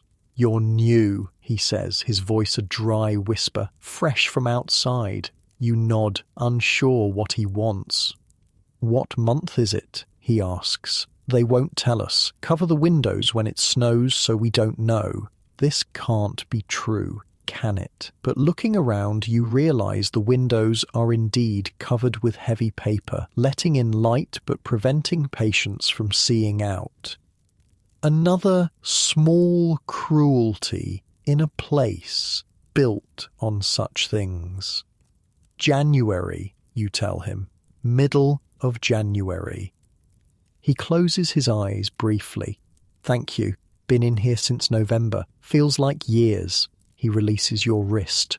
Watch yourself on the night shift. Porter gets handsy with the new girls. You thank him for the warning and move on to the next bed. Throughout the evening, you receive similar, small pieces of advice from patients lucid enough to offer them. Don't use the rags in the red bucket. Those are for the typhus cases.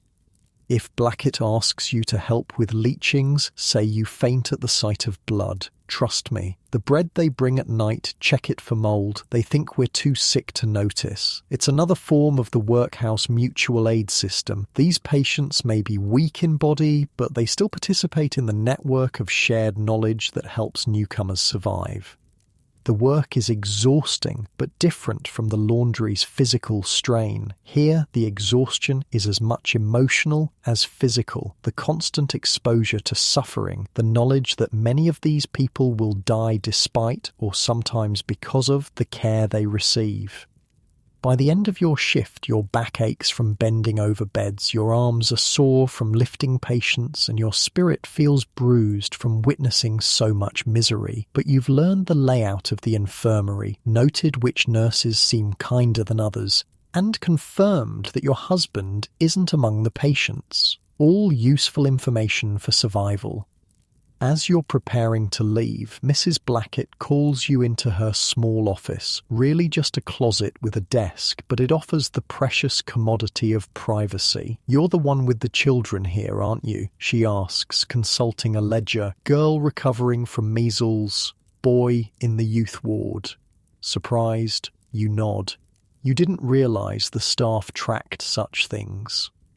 Girls doing well enough. Boy's been assigned to the boot repair shop as of yesterday, better than the woodyard, indoors at least. She looks up at you, her face unreadable. I'm telling you this because I need my cleaning staff focused on their work, not distracted by worry.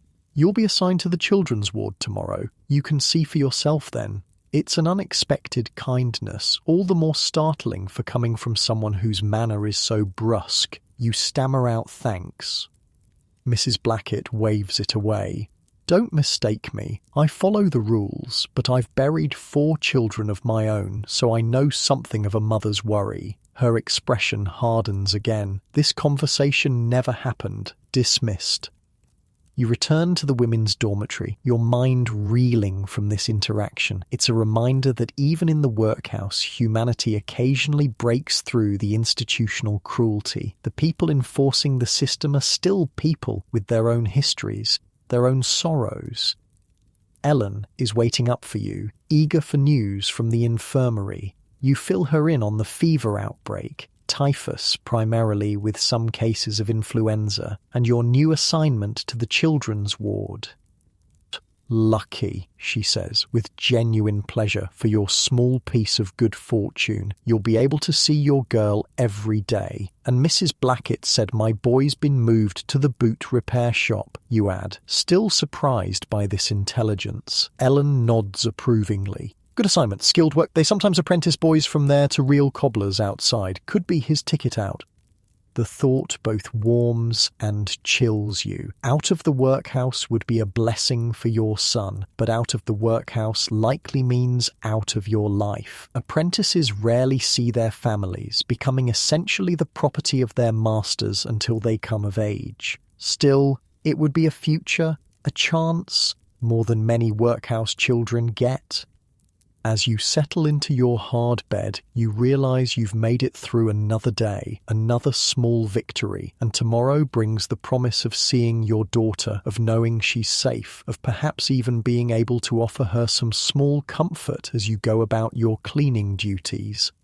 You close your eyes, feeling the ever-present hunger, the bone-deep exhaustion, the worry that never quite leaves, but also feeling something else, a growing determination. You will survive this place. You will keep your family alive. You will find a way out eventually.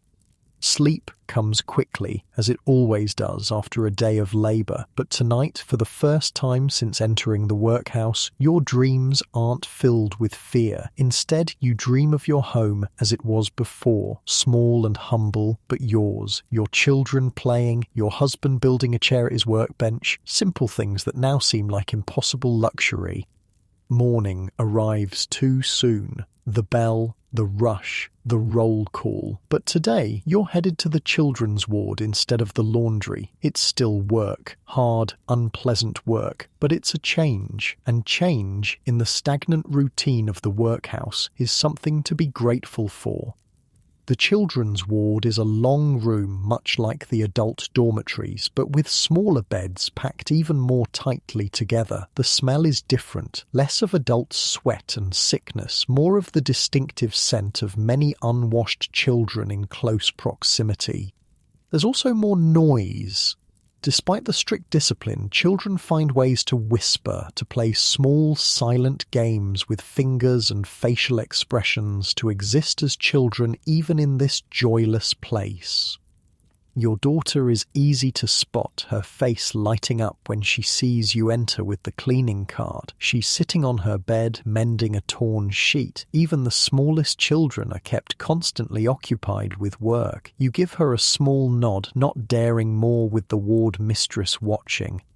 As you begin scrubbing the floor, starting at the far end from where your daughter sits, you observe the children surreptitiously. They range in age from about 3 to 12, girls only in this particular ward. Some look relatively healthy, others worryingly thin. All wear identical workhouse uniforms, their hair cut short in the same utilitarian style.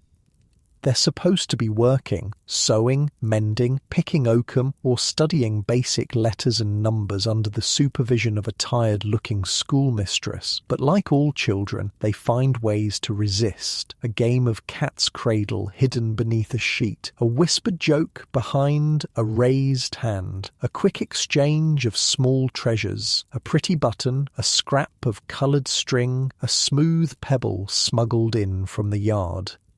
These small acts of defiance give you hope. The workhouse hasn't crushed their spirits entirely. They're still children, still finding joy where they can, still creating their own society within the confines of this oppressive institution. As you work your way down the room, you eventually reach your daughter's bed. You focus intently on scrubbing the floor beside it, taking longer than necessary. "Mama," she whispers, barely moving her lips. "You're here." "I'm working in the infirmary now," you murmur back, eyes on your work. "I'll see you every day." Her face glows with this news. "Is Papa here too? And James?" "Papa's working. James is learning boot repair." You don't mention your husband's infected hand, your son's forced labour. She doesn't need those worries. They're well. We'll all be together on Sunday.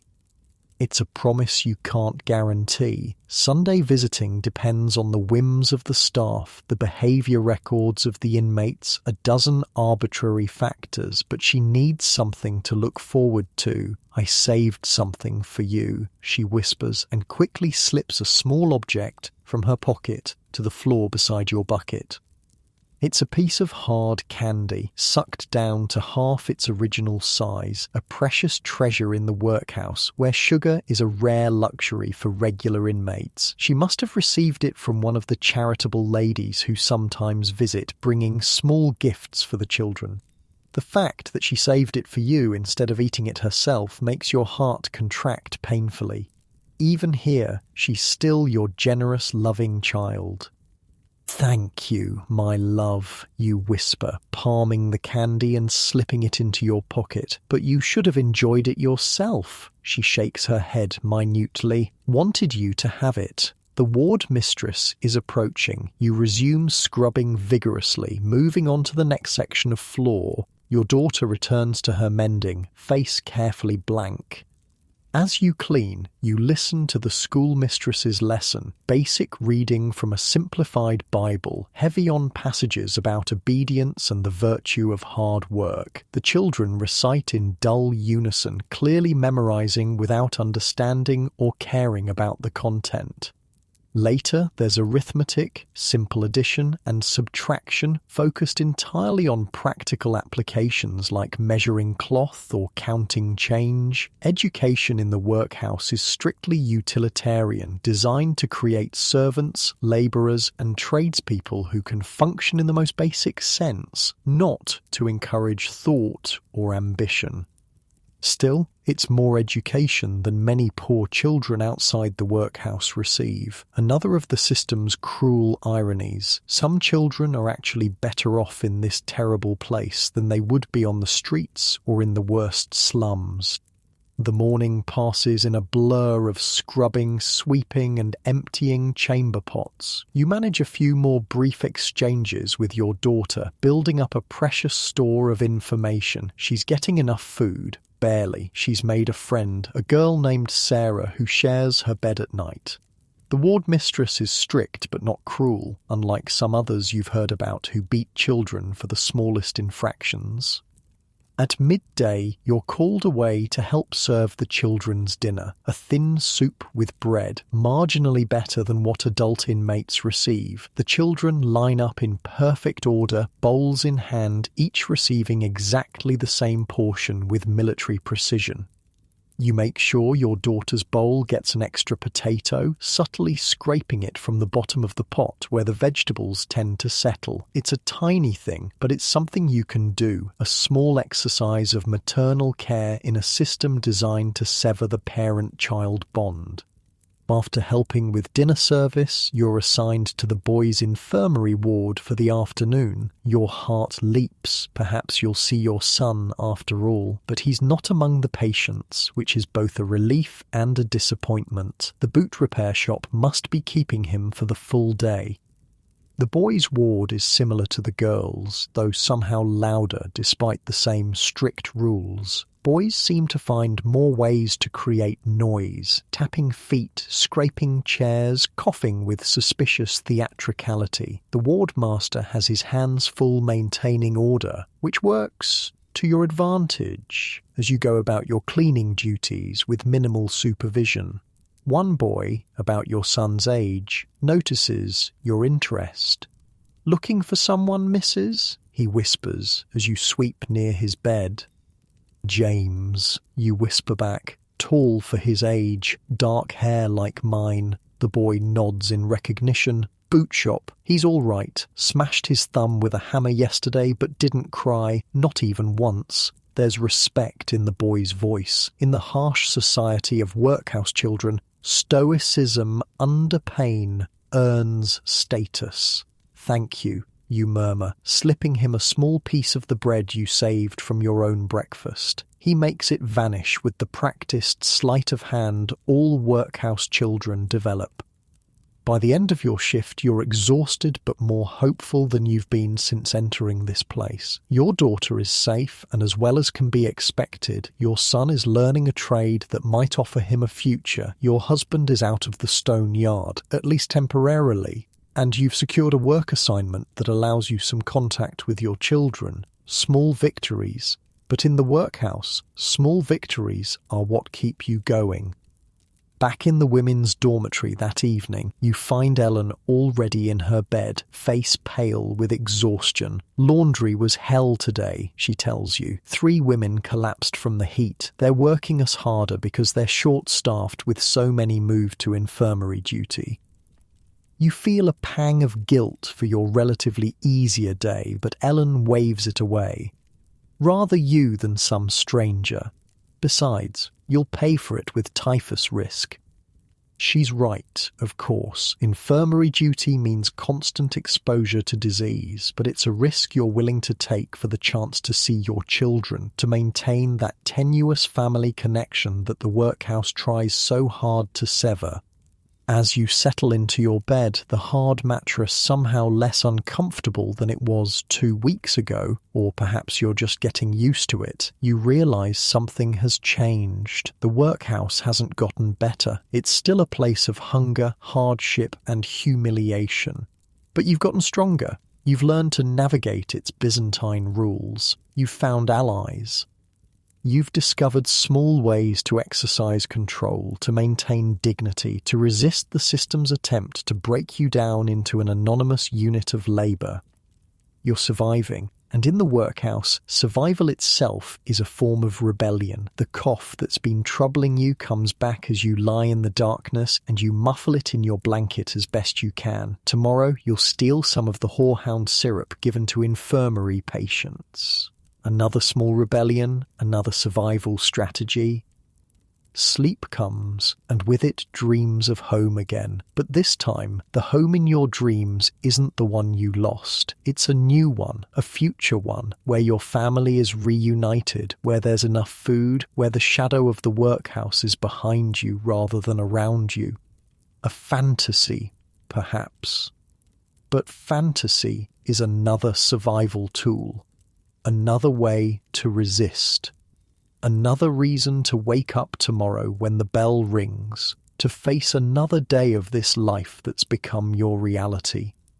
Unlike your comfortable bed now, with its soft pillows and warm blankets, this workhouse bed offers little physical comfort. But tonight, wrapped in the knowledge that your children are safe and the determination to keep them that way, you find a different kind of comfort.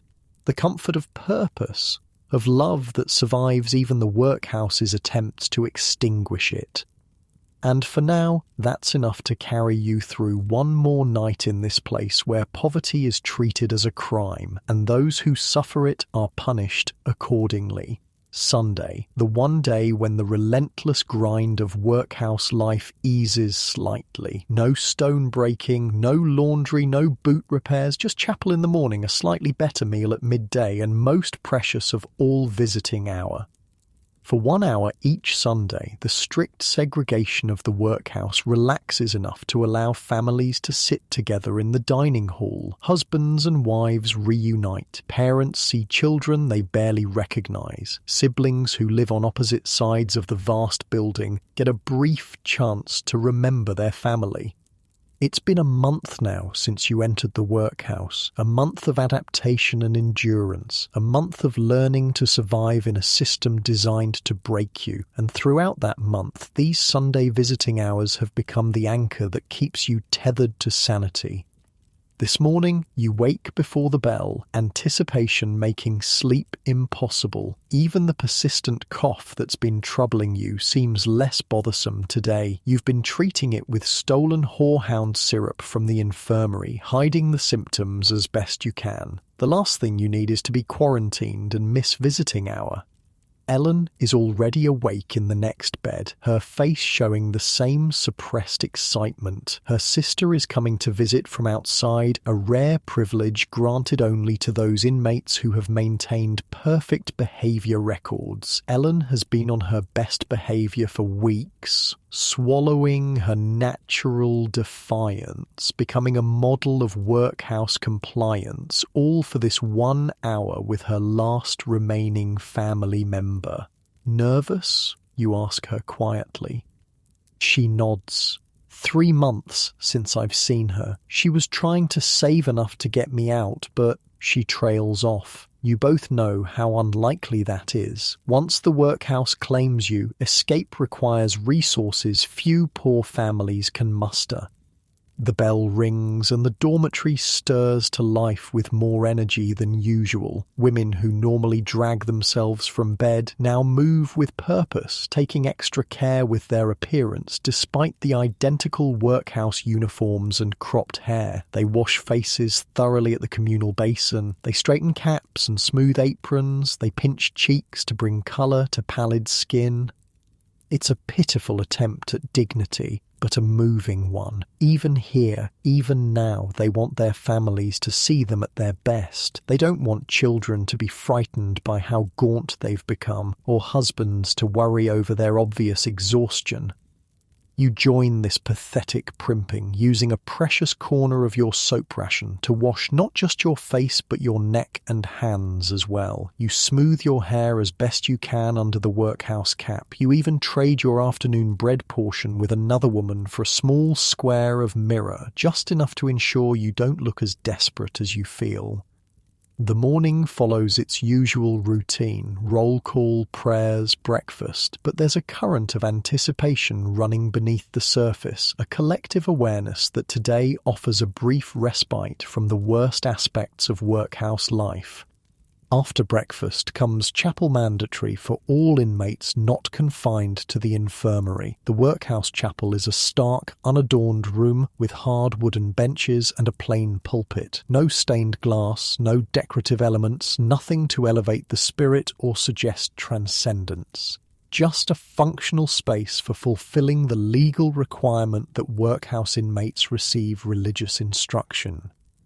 The chaplain is a thin, dyspeptic man named Reverend Smallwood, whose sermons invariably focus on the moral failings of the poor and the virtue of patient suffering. Today's homily is on the parable of the talents, a biblical story he interprets as a divine endorsement of Victorian capitalism, with the servant who buried his money instead of investing it representing the shiftless poor who fail to improve their station through industry and thrift. And so, my brothers and sisters, he concludes, oblivious to the irony of addressing the segregated congregation as a unified family, let us remember that the Lord rewards those who multiply their gifts through honest labour, while those who waste their opportunities through idleness and vice shall be cast into outer darkness. The outer darkness of the workhouse, he doesn't need to add. The implication is clear enough.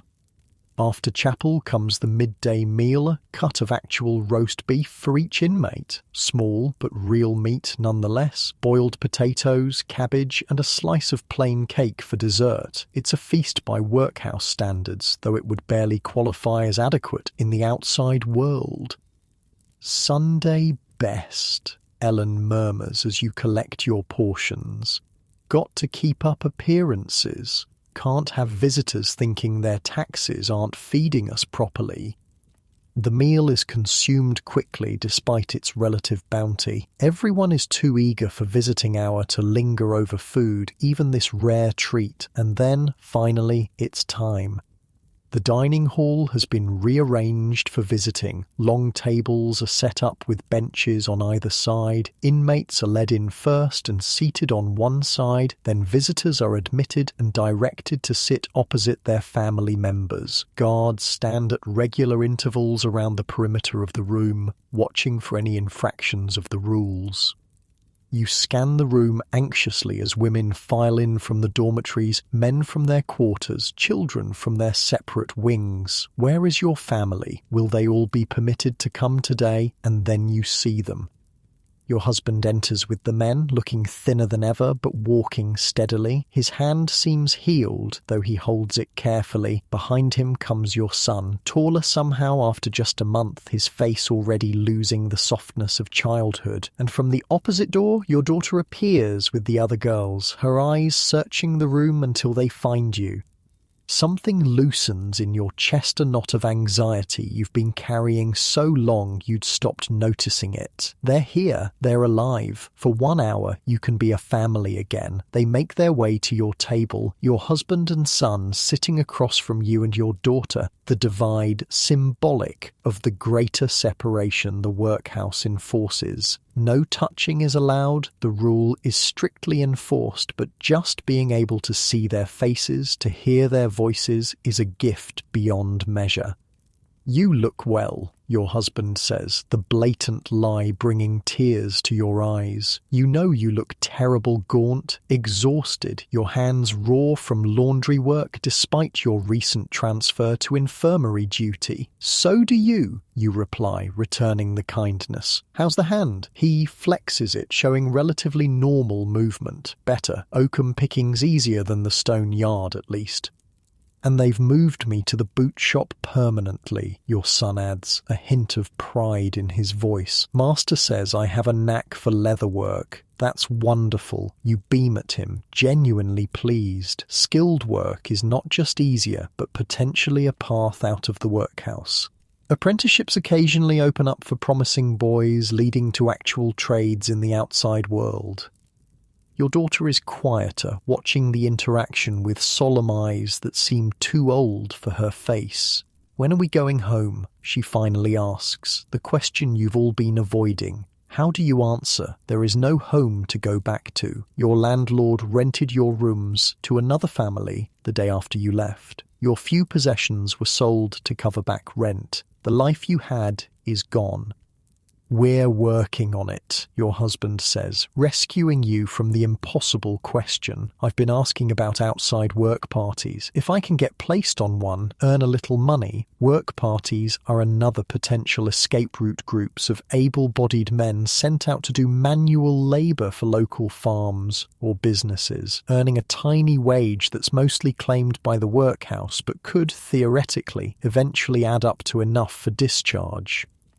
And I'm learning everything I can in the boot shop, your son adds, clearly wanting to contribute to this fragile hope. If I get good enough, maybe someone will hire me. Your daughter looks from face to face, not quite believing but wanting to. I'm learning to sew really well, she offers after a moment. Miss Hartley says my stitches are the neatest in the class. That's my clever girl, you say, forcing brightness into your voice. Such valuable skills you're both learning. This is the fiction you maintain during visiting hours, that the workhouse is temporary, that the skills being acquired are stepping stones to a better future, that there's a plan beyond mere survival. It's a necessary fiction, the truth that most who enter the workhouse never leave except through death or desperate flight is too crushing to acknowledge. Around you, dozens of other families are engaged in similar conversations, building their own fragile castles of hope in the air. A mother assures her children that they'll be together again soon. A husband promises his wife that his latest job prospect will pan out. Siblings make plans for what they'll do when we get out. The human capacity for hope is both beautiful and heartbreaking. As the hour progresses, you exchange small news and observations. Your husband tells you about the men's dormitory, the characters there, the small dramas that unfold even in the controlled environment of the workhouse. Your son describes his work in the boot shop, his evident pride in learning a trade, mixing uncomfortably with the knowledge that he's providing free labour. Your daughter tells you about her friend Sarah, about the rhymes they whisper to each other after lights out, about the strict but occasionally kind schoolmistress who slipped her an extra piece of cake at yesterday's lesson, small bright spots in a dark existence. You share your own experiences sparingly, minimizing the hardships, emphasizing the small victories, your promotion to infirmary duty, the fact that your cough is getting better, a lie but a necessary one, the relatively decent Sunday dinner. What you don't talk about, the man who died of typhus in the bed next to the one you were cleaning yesterday, the way your back aches constantly from bending over sick beds, the persistent hunger that never quite leaves even after meals, the night terrors that wake you gasping, convinced you're buried alive in this place with no escape. Some burdens aren't meant to be shared. As the end of the hour approaches, the atmosphere in the room grows tense. Conversations become more urgent as families try to cram a week's worth of connection into the final minutes. Children who have maintained brave faces begin to crack, some crying at the prospect of another week's separation. Guards move more visibly around the perimeter, preparing to enforce the return to segregation. Next week, your husband says, as always at this point. We'll have better news next week. You nod, maintaining the fiction. Next week. The bell rings, signalling the end of visiting hour. Around the room, families engage in hasty final exchanges, last words that need to last 7 days. Some risk punishment by reaching across tables for a forbidden touch of hands. a fleeting physical connection. The guards begin calling for inmates to stand, to form lines according to their categories: men, women, boys, girls, elderly, infirm. The artificial family units created for this 1 hour dissolve back into the workhouse's rigid classification system. Your son is the first to go, rising quickly at the guard's command, not looking back as he joins the line of boys. He's learned that showing emotion makes him a target. Your daughter goes next, lower lip trembling but head high, following the other girls toward their wing of the building. Your husband is the last to leave your table. Stay strong, he says simply. It's both encouragement and plea. Stay strong for the children. Stay strong so I can too. You as well, you reply, the words inadequate for all they need to carry. Then he's gone, swallowed by the mass of shuffling men, and visiting hour is over. The brief respite from workhouse reality gives way to the usual routine. The tables are rearranged, the dining hall returns to its segregated state, the guards resume their usual positions. But something of the hour lingers, a sense of connection, of purpose, of identity beyond inmate or pauper. For a little while, you were a wife and mother again, not just number 483 in the women's ward. It's something to hold on to in the days ahead. As you file back toward the women's dormitory for the afternoon rest period, another small Sunday luxury, Ellen falls into step beside you. Her face shows the complex mix of emotions that visiting day always brings: joy at the connection, pain at its brevity, hope and despair tangled together. "Your sister came?" you ask. She nods. "Brought news from outside. My old landlord died. Heart failure." "I'm sorry," you say automatically. Ellen snorts. "Don't be. Bastard evicted 3 families last winter, including mine, raised the rent on Christmas Eve and threw us out when we couldn't pay on the spot." She glances around to make sure no guards are within earshot. "Sister says his widow's offering to take back some of the evicted tenants at the old rates. If I can get out of here." The thought dangles between you, too fragile to be fully expressed. Getting out requires money for rent, for food, for clothes to replace the ones taken on admission. Where would such money come from? The tiny allowance earned through extra work in the workhouse would take months or years to accumulate enough. And yet it's a seed of possibility, a tiny crack in the seemingly impenetrable wall of your confinement. "You could do it," you say, allowing yourself to nurture her hope even as you try to restrain your own. "Your sister might help with the initial costs." Ellen shakes her head. She can barely feed her own kids, but she knows someone looking for a washerwoman. Hard work, but real wages. The conversation fades as you enter the dormitory, where talking is officially prohibited during rest periods, but the seed has been planted in your mind as well. People do leave the workhouse, not many and not easily, but it happens, through outside assistance, through accumulated earnings, through skills learned within these walls that can be traded for wages without. The afternoon passes in the Sunday pattern, rest period, followed by Bible reading in small groups, followed by supper, bread and cheese, back to standard fare, followed by evening prayers, followed by an early bedtime. It's both more restful and more tedious than weekdays, with their constant labour at least providing distraction from the underlying misery. As you lie in your bed that night, staring at the ceiling in the dim light from the night porter's lantern, you find your thoughts returning to Ellen's news, a possibility of escape, however remote, a reminder that the workhouse, for all its prison-like aspects, does have doors that open outward as well as inward.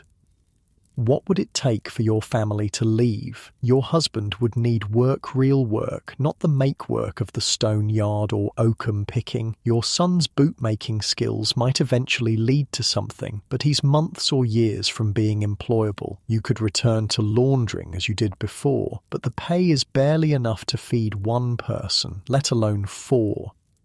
The obstacles seem insurmountable when viewed all at once, but perhaps like everything else in this place, they need to be tackled in smaller pieces, one day at a time, one problem at a time. Your thoughts are interrupted by movement nearby Ellen, rising quietly from her bed.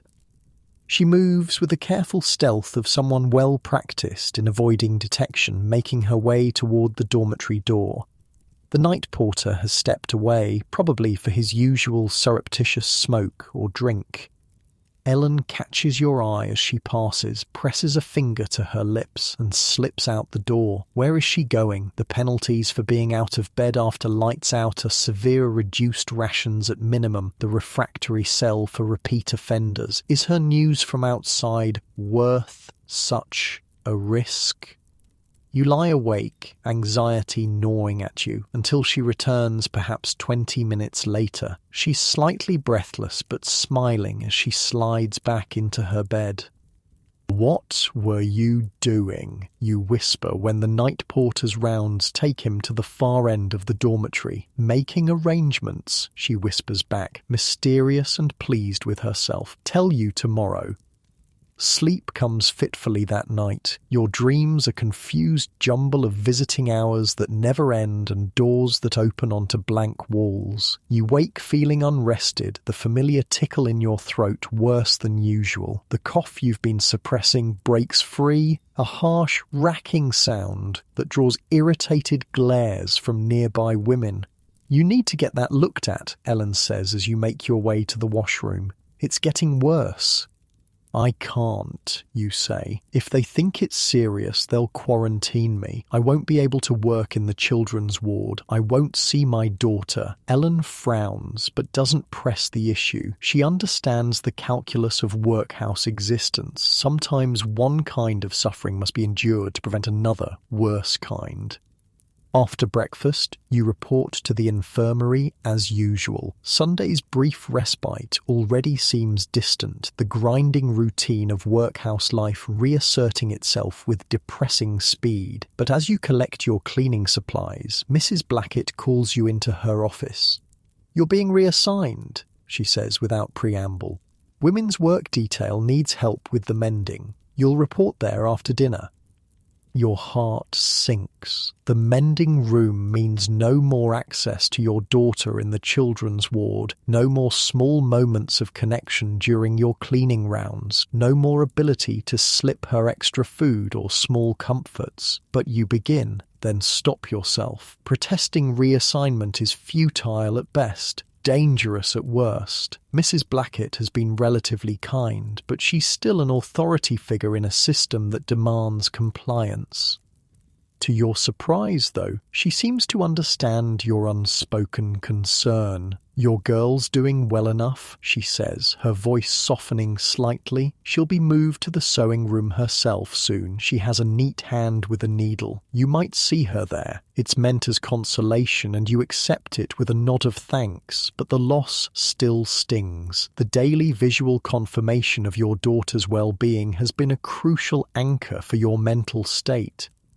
The morning's work passes in a blur of scrubbing and cleaning, your mind preoccupied with this new complication. By dinner, you're resigned if not reconciled to the change. At least the mending room will be easier on your body than infirmary work sitting with a needle, rather than constantly bending and lifting. As promised, you report to the women's work detail after dinner. The mending room is a long, narrow space with windows set high in the walls, providing light but no view of the outside world. Wooden tables run the length of the room, each with women seated on both sides, heads bent over their work. The work matron assigns you to a station near the door where a pile of torn sheets awaits your attention. The task is straightforward: repair the rips and tears with neat, invisible stitches so the sheets can be returned to service. It's tedious but not difficult, the kind of work you did routinely in your own home before entering the workhouse. As you settle into the repetitive motion of needle and thread, Ellen appears at the table across from you, her own hands busy with mending a workhouse uniform. "I'm on same shift as you now," she says quietly, keeping her eyes on her work to avoid attracting the matron's attention. "Took some doing, but there are advantages to knowing people." You raise an eyebrow, questioning. "Last night," she explains in a near whisper, "had a word with Jenkins in the men's ward. He knows someone in assignment office, called in a favour. You risked the refractory cell for a shift change. The punishment seems disproportionate to the benefit." Ellen gives you a significant look. "Not just any shift change, this one." She nods subtly toward the far end of the room, where a door leads to what you assume is a storage area or another workroom. "What's through there?" you ask, keeping your voice low. "Delivery entrance," Ellen murmurs, "for supplies, opens directly to the yard, only locked during actual deliveries, otherwise just latched from inside." She lets this sink in for a moment. "And guess who's on delivery duty this week?" Understanding dawns. Ellen has orchestrated not just a shift change, but potential access to an exit way out of the workhouse that bypasses the main gates with their constant guards. "You're thinking of leaving," you say, the words barely audible. Ellen's hands continue their steady work with the needle, but her eyes, when they meet yours briefly, are alive with a fire you haven't seen before. "My sister found me work," she says, "starts next week." If I'm not there, she loses the connection. She works in silence for a moment, then adds, "I'm not dying in this place." The boldness of it takes your breath away. Absconding from the workhouse is a serious offence if caught. She'd face not just return to the workhouse, but criminal charges, possibly even imprisonment. And yet, weighed against the slow death of spirit and body that the workhouse offers, the risk might be worth taking. "What about your things?" you ask. Personal possessions are stored away on admission to be returned upon legitimate discharge. Ellen shrugs minutely. "Nothing I can't live without. Clothes are rags by now anyway." It's true, few inmates' clothes survive the extended storage in damp conditions. Many find upon discharge that their possessions have been ruined or mysteriously lost during their stay. "When?" you ask, the question covering a multitude of others. "When are you leaving? When did you start planning this? When did you decide the risk was worth taking?" "Or soon," is all she says, and then the matron is approaching, ending the conversation. The rest of the afternoon passes in relative silence, your hands working automatically at the mending while your mind churns with this new information. Ellen is planning to escape. She has a route, a plan, a destination, and, most critically, she has hope, real, concrete hope, not the vague, someday things will be better kind that sustains most workhouse inmates. As the workday ends and you file back to the dormitory for supper, you find yourself wondering, could your family do the same? The obstacles seem even more daunting for 4 people than for 1. Where would you go? How would you support yourselves? What if you were caught? And yet the seed planted by Ellen's news has taken root. The workhouse is not the only option. There are doors, literal and figurative, that lead outward. That night, as the dormitory settles into its usual pattern of coughing, snoring, and muffled crying, Ellen leans across the narrow space between your beds. "Day after tomorrow," she whispers, "during afternoon delivery. If you want to come, be in the mending room." The invitation stuns you. You hadn't considered that her plans might include you. "I can't," you whisper back automatically. "My family." "Think about it," she interrupts. "Just think. That's all I'm saying." She turns away, ending the conversation, leaving you with a chaotic swirl of thoughts. Leave the workhouse, leave your family. The ideas seem equally impossible, equally unthinkable, and yet, as you lie awake long into the night, you find yourself considering the unthinkable. If you left, found work, saved money, could you eventually secure your family's release through legitimate means, pay for their discharge, provide a home for them to come to?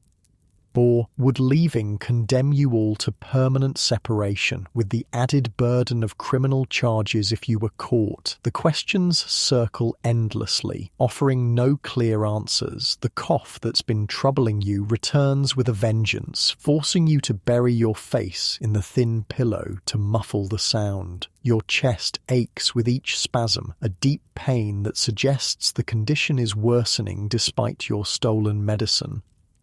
Morning comes too soon, as always. The bell, the rush, the roll call, breakfast, work assignments, the familiar rhythm of workhouse life continues, but now with an undercurrent of tension, of possibility, of decision. Ellen goes about her day with no outward sign of her plans.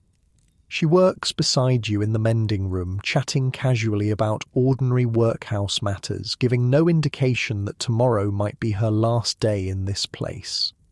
You watch her, marvelling at her composure. Is this the result of long planning, or simply the natural steadiness of a woman who has survived 3 years in the workhouse without losing her essential self?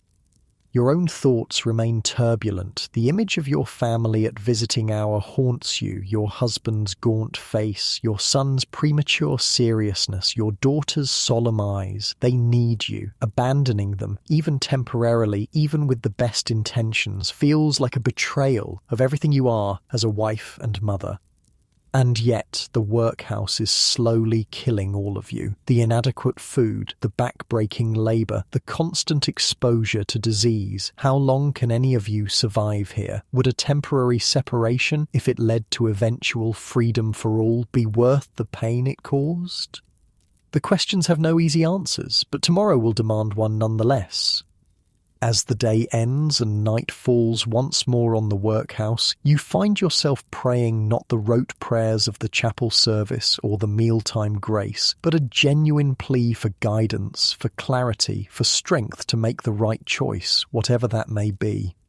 Sleep, when it finally comes, brings dreams of doors, some opening onto sunlight and freedom, others slamming shut with the finality of prison cells. You wake repeatedly, your body tense with indecision, your mind racing with scenarios both hopeful and dire. Morning arrives, and with it the day of decision. Ellen moves through her routine with the same outward calm, but you notice small preparations. She wears an extra layer beneath her workhouse uniform. She saves half her breakfast bread, wrapping it carefully in a scrap of cloth and tucking it into her pocket. She drinks more water than usual at the communal basin. You go about your own day in a fog of indecision, the hours slipping away too quickly. Before you know it, dinner is over and you're back in the mending room, the afternoon delivery approaching. Whatever choice you make, the time to make it is now. Ellen catches your eye across the table, her expression questioning. Will you join her? In that moment, clarity finally comes. You think of your family not just as they are now, thin and defeated in the workhouse, but as they could be. Your husband regaining his strength through proper food, your son completing his education, perhaps even becoming a proper cobbler with his own shop someday, your daughter growing up without the shadow of the workhouse hanging over her. These possibilities seem distant, almost fantastical from within these walls. But outside, with one person free to work, to save, to prepare a place for the others, you give Ellen a small nod. Yes, you'll go with her. Her face shows momentary surprise, then resolution. She glances toward the delivery door, then back to you, a clear instruction to be ready. The next hour passes with excruciating slowness. You work mechanically at your mending, hands steady despite the turmoil in your mind. You're really doing this. You're leaving the workhouse, leaving your family, at least temporarily, breaking the law, risking everything. A cart rumbles into the yard outside, audible through the high windows. The delivery. Ellen tenses slightly, eyes still on her work but body alert. The matron goes to the door, speaks briefly with someone outside, then turns back to the room. Jenkins, Reynolds, help with the supplies, she orders, pointing to two women near the door. As they rise and head outside, Ellen sets down her mending and stretches, a casual movement that brings her to her feet without attracting attention. She makes her way toward the wash basin in the corner, passing close to the delivery door as she does. This is it, the moment of decision. You set down your own work, stand and follow her, heart pounding so loudly you're sure everyone must hear it. But the other women remain focused on their mending, the matron distracted by some paperwork at her desk. Ellen reaches the door, glances back once to ensure you're following, then slips through it with practiced ease. You're right behind her, passing from the stuffy confines of the mending room into the relative open air of the delivery yard. The yard is small, enclosed by high walls with a gate leading to the street. The delivery cart blocks most of the gate, being unloaded by workhouse men under the supervision of a bored-looking guard. Ellen moves confidently toward the shadows at the far end of the yard, where a stack of empty crates creates a makeshift staircase to the top of the wall. This is her plan, you realise. Not the gate, which is too well guarded, but the wall itself. It's a daring strategy. The wall is at least 12 feet high, with broken glass embedded along the top to discourage exactly this kind of escape attempt. But the crates provide access, and Ellen has clearly prepared for the glass. She pulls a folded blanket from beneath her uniform, a thin workhouse blanket, purloined who knows when or how, and gestures for you to follow her up the crates. The guard and workers remain focused on the delivery, their backs to your position. Ellen climbs quickly, places the blanket over the glass-topped wall, and hoists herself up and over in one fluid motion that speaks of careful planning and possibly previous practice. You follow more clumsily, your heart in your throat, certain that at any moment someone will look up, will shout, will raise the alarm.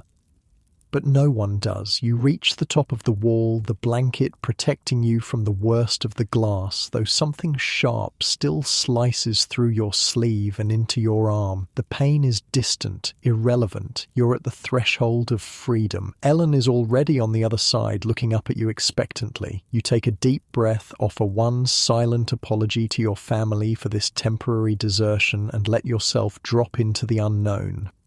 The fall is longer than expected, the impact jarring despite your bent knees. For a moment you think you've injured yourself, ruined the escape before it's properly begun, but the pain subsides enough for you to stand, to follow Ellen as she moves quickly away from the workhouse wall and into the maze of streets beyond.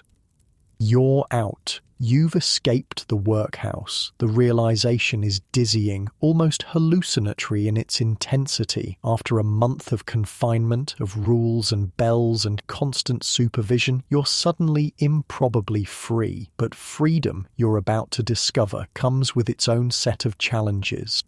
Unlike your comfortable bed right now, with its soft pillows and warm blankets, the world outside the workhouse offers no guaranteed shelter, no matter how meager. You've traded the security of confinement for the uncertainty of liberty, with all its attendant risks and possibilities.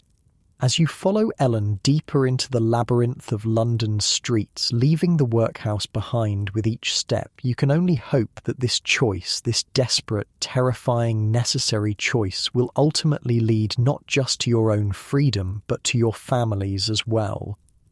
A new chapter begins. One filled with risks, certainly, but also with something long absent from workhouse existence. Hope. Real, tangible hope for a future beyond those high walls and rigid rules.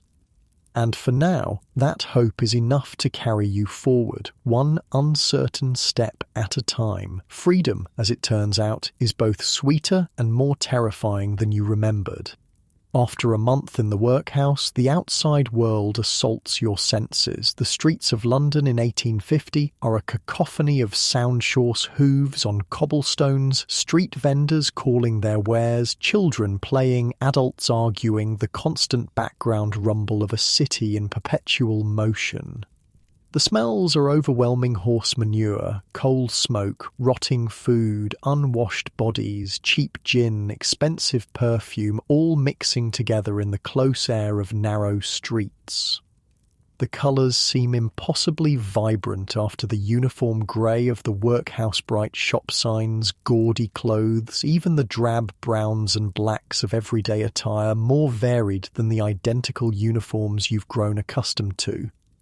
For the first hour after your escape, you and Ellen simply walk, putting as much distance as possible between yourselves and the workhouse. You move with purpose but not panic, trying to look like ordinary working women rather than fugitives. Ellen leads the way, navigating the maze of streets with the confidence of someone who grew up in these neighbourhoods. "My sister lives in Bethnal Green," she tells you as you cross a small, rubbish-strewn park, about an hour's walk from here. "She's expecting me tomorrow, but she'll take us in tonight." Us? The realization that Ellen has included you in her plans all along still surprises you. She glances back, a rare, genuine smile crossing her face. "Couldn't leave you there, could I? Not after you helped me through my first year. Besides, 2 of us can earn more than 1. It's a practical consideration, but the underlying sentiment warms you. In the harsh world of the workhouse, Ellen has become something like a friend and ally, at least in the daily struggle for survival. That alliance has now extended beyond those walls, a fragile bridge between institutional misery and whatever uncertain future awaits. As you walk, your body reminds you of its compromised state. The persistent cough that you've been hiding from workhouse authorities breaks free in the cold air, doubling you over with its intensity. Each spasm sends pain through your chest, and when you finally catch your breath, there's an alarming metallic taste in your mouth. Ellen watches with concern. "That's not good," she says, stating the obvious. "You need proper medicine, not that stolen syrup." "I'll be fine," you insist, though you both know it's likely a lie. Whatever's wrong with your lungs has been steadily worsening despite your attempts at self-treatment, but there's no time to dwell on it now. You keep moving, following Ellen through progressively poorer neighbourhoods as you head east. The buildings grow shabbier, the streets narrower and more crowded, the faces of passers-by showing the same gaunt hunger you've seen in the workhouse. "Almost there," Ellen says as twilight deepens into true darkness. Gas lamps throw pools of sickly yellow light at irregular intervals, leaving much of the street in shadow. It's in one of these shadows that she suddenly pulls you into a doorway, pressing back against the wall. "What?" You begin, but she presses a finger to her lips, silencing you. A moment later, you see what alarmed her. 2 men in the dark blue uniforms of workhouse guards are moving down the street, stopping occasionally to speak with pedestrians, clearly showing them something a description of escaped inmates perhaps, or even a crude sketch. They're looking for you. Your heart pounds painfully against your ribs as the guards approach your hiding place. If they look into this doorway, if they shine their lantern into this shadow, you'll be discovered. Returned to the workhouse in disgrace, separated permanently from your family, possibly even imprisoned for absconding. But luck or providence is with you. A disturbance further down the street, a drunk being ejected from a gin shop, diverts the guards' attention. They move towards the commotion, bypassing your hiding place entirely. Ellen waits until they're well away before relaxing slightly. "They're faster than I expected," she murmurs. "Must have noticed we were missing at the evening head count." "Will they come to your sisters?" you ask, suddenly concerned that you're leading trouble directly to your only safe harbour. Ellen shakes her head. "They don't know about her. I was careful never to mention her in the workhouse, and she never visited until last Sunday." Used a false name when she came, too. She grins slightly. Not my first escape plan, just the first I've executed. This glimpse of forethought reassures you. Ellen isn't just acting on desperate impulse. She's been planning this move for months, perhaps years, waiting for the right opportunity. You continue on more cautiously now, staying to side streets and shadows, avoiding the main thoroughfares where guards might be watching. The neighborhood grows even more impoverished buildings, leaning drunkenly against each other, sewage running in open gutters, faces watching from doorways, with the flat, hopeless expressions of those who've seen too much suffering to be surprised by anything.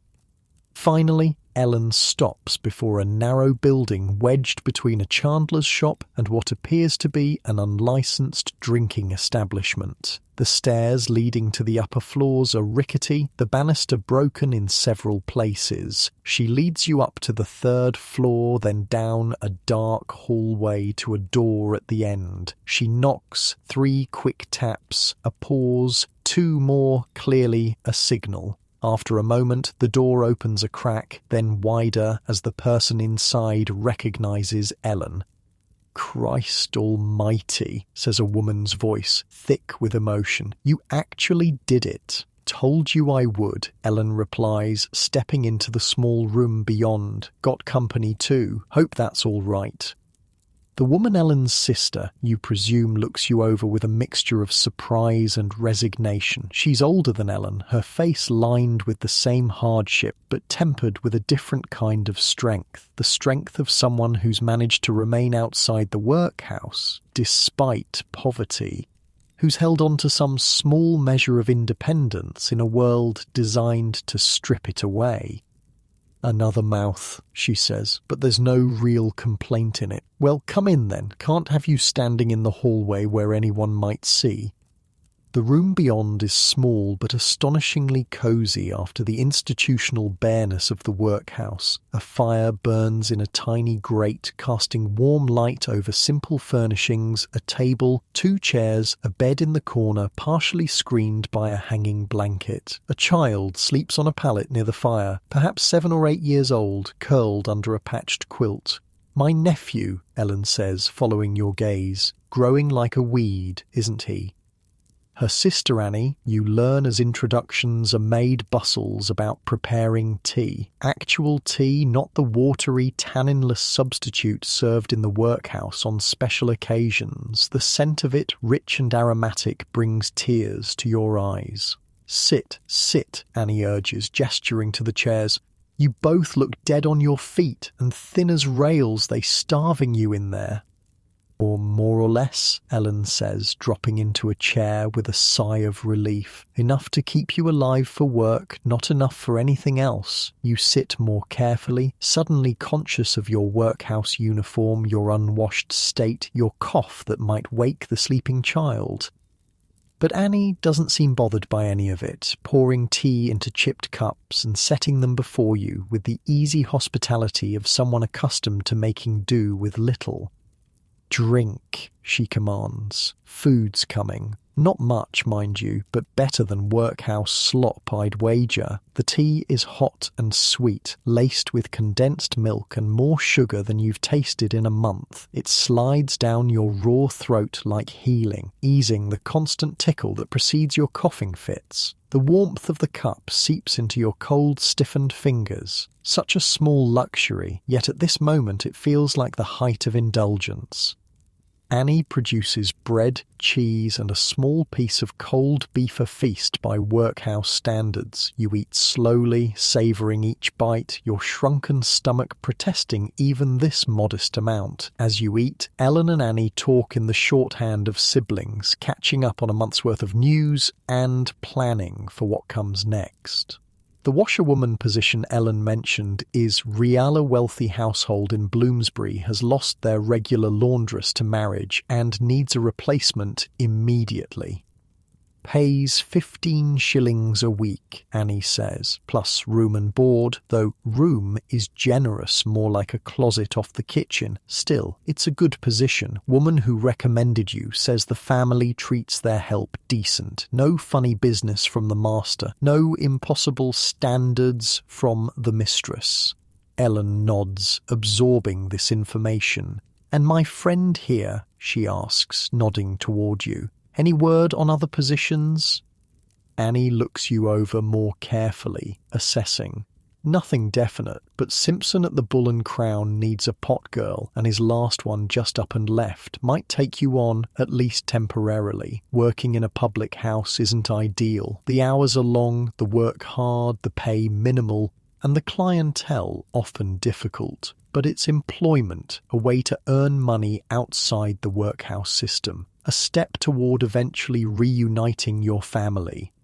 I can do it, you say, your voice rough from coughing but firm with determination. I'm stronger than I look, Annie nods, apparently satisfied with your resolve, if not your physical condition. We'll go see him tomorrow. For tonight, you both need rest. Ellen can share the bed with me. You can take the pallet by the fire once Timmy wakes. The arrangement is made matter-of-factly, with the easy practicality of those accustomed to making do with limited resources. The fact that Annie is willing to share her small space with not just her sister but a complete stranger speaks volumes about the bonds of working-class solidarity, the understanding that any of them could be in the workhouse but for luck and mutual aid. As Annie predicted, the child Timmy wakes shortly after, blinking sleepily at the unexpected visitors. He's a solemn-faced boy with Ellen's eyes, regarding you with the wariness of a child who's learned early that strangers aren't always benevolent. This is your Auntie Ellen, Annie tells him, drawing her sister forward. Remember I told you about her? And this is her friend from the workhouse. They're staying with us for a bit. Timmy studies Ellen with cautious interest. The one from the bad place? He asks, his voice small but clear. That's right, Ellen says, kneeling to his level. But I'm out now, and look what I brought you. She reaches into her pocket and produces a small treasure, a wooden top. Crudely carved but functional, obviously made by hand in secret moments at the workhouse. The boy's face lights up as he takes the gift, his reserve melting. Can you show me how it works? And so the evening passes in surprising domesticity, Ellen demonstrating the top, Annie preparing a simple supper, you resting by the fire, the constant ache in your chest momentarily eased by warmth and genuine food. It's not your home, not your family, but it's so far removed from the grim reality of the workhouse that it feels like paradise by comparison. As night deepens, sleeping arrangements are made. Timmy moves to a small trundle pulled from under the main bed. Ellen and Annie take the bed itself, and you settle on the pallet by the fire, wrapped in a blanket that smells of wood smoke and cheap soap, but blessedly not of the workhouse's distinctive blend of carbolic acid and misery. Sleep comes quickly, your exhausted body surrendering to it despite the unfamiliar surroundings and the lingering anxiety of your fugitive status. Your last conscious thought is of your family, your husband, your son, your daughter, still behind those high walls. Are they wondering where you are? Have they been told you've absconded, or simply that you've been moved to another ward or even another workhouse? Will they understand when they eventually learn the truth that you left not to abandon them, but to save them? These questions follow you into dreams that are a confused mixture of workhouse scenes and memories of your former home, of faces familiar and strange, of doors that open onto walls and windows that look out on empty sky. Morning comes too soon, announced not by the workhouse bell, but by the sounds of Annie moving about the small room, stoking the fire, preparing a simple breakfast. You wake coughing, each spasm sending fresh pain through your chest. When you finally catch your breath, there's definitely blood on your hand, not much, but unmistakable. Ellen notices, her face tightening with concern. We need to get you to a doctor. You shake your head. No money for doctors, and they might report us. Medical professionals are required to report suspicious cases to authorities, including fugitives from the workhouse. There's a charity clinic on Bell Street, Annie says, pragmatic as ever. They don't ask too many questions. We'll go after we see about the pot girl position. The day unfolds according to this plan. You wash as best you can with water from a communal pump in the building's courtyard. Annie provides a shawl to cover your workhouse uniform until better clothes can be found. Then you set out into the morning, 3 women and a child, navigating the already crowded streets of London's East End. The Bull and Crown is a modest public house on a corner near the market, its windows grimy, its sign faded, but its business apparently thriving even at this early hour. The proprietor, Simpson, is a florid man with the perpetually harried expression of someone running a marginally profitable business in a poor neighbourhood. He looks you over with the same assessing gaze Annie used the night before, but with none of the underlying kindness. Ever worked a public house before? No, you admit, but I'm a quick learner and I'm stronger than I look. This last is somewhat undermined by a fresh coughing fit which you try to suppress with limited success. Simpson frowns. Don't need sick staff. Customers don't like it, especially with all the fever going around. It's just a cough, Annie interjects smoothly. From the workhouse dust. She's hearty otherwise, and willing to work for fair wages.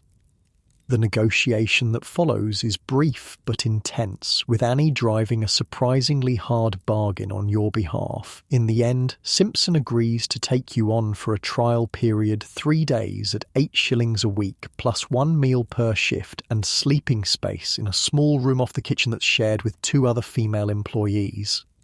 It's a start. Not ideal, certainly not what you'd hoped for in your former life, but infinitely better than the workhouse, a chance to earn real money, to save, to eventually find a proper place and bring your family out legitimately.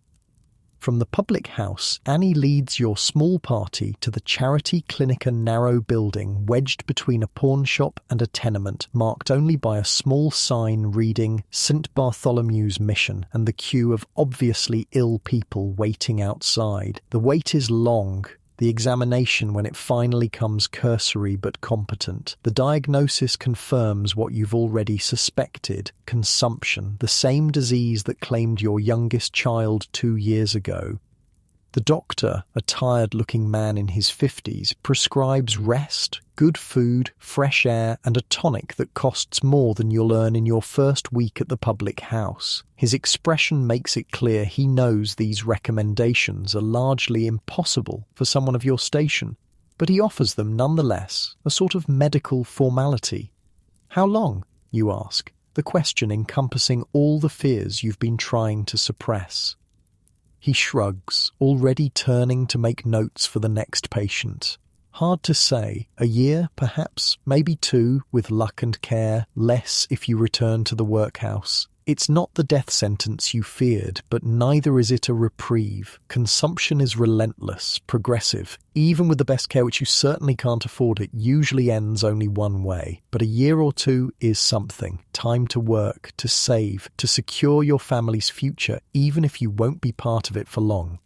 This sobering knowledge colours the days that follow. You begin work at the Bull and Crown, learning the rhythm of public house life, the early morning cleaning, the midday crowd of workers seeking quick refreshment, the evening rush of men spending their hard-earned wages on brief oblivion, the late-night stragglers who have nowhere else to go. The work is hard but straightforward, washing glasses, scrubbing tables, emptying spittoons, occasionally helping in the kitchen when the regular cook is overwhelmed. Your cough earns suspicious glances from customers and colleagues alike, but Simpson seems satisfied with your work ethic and the promised meal each shift, usually a bowl of whatever stew or soup is being served that day, is more substantial than workhouse fare. You save every penny of your wages, secreting them in a small cloth bag Annie provides, planning for the day when you can afford a room of your own, however humble.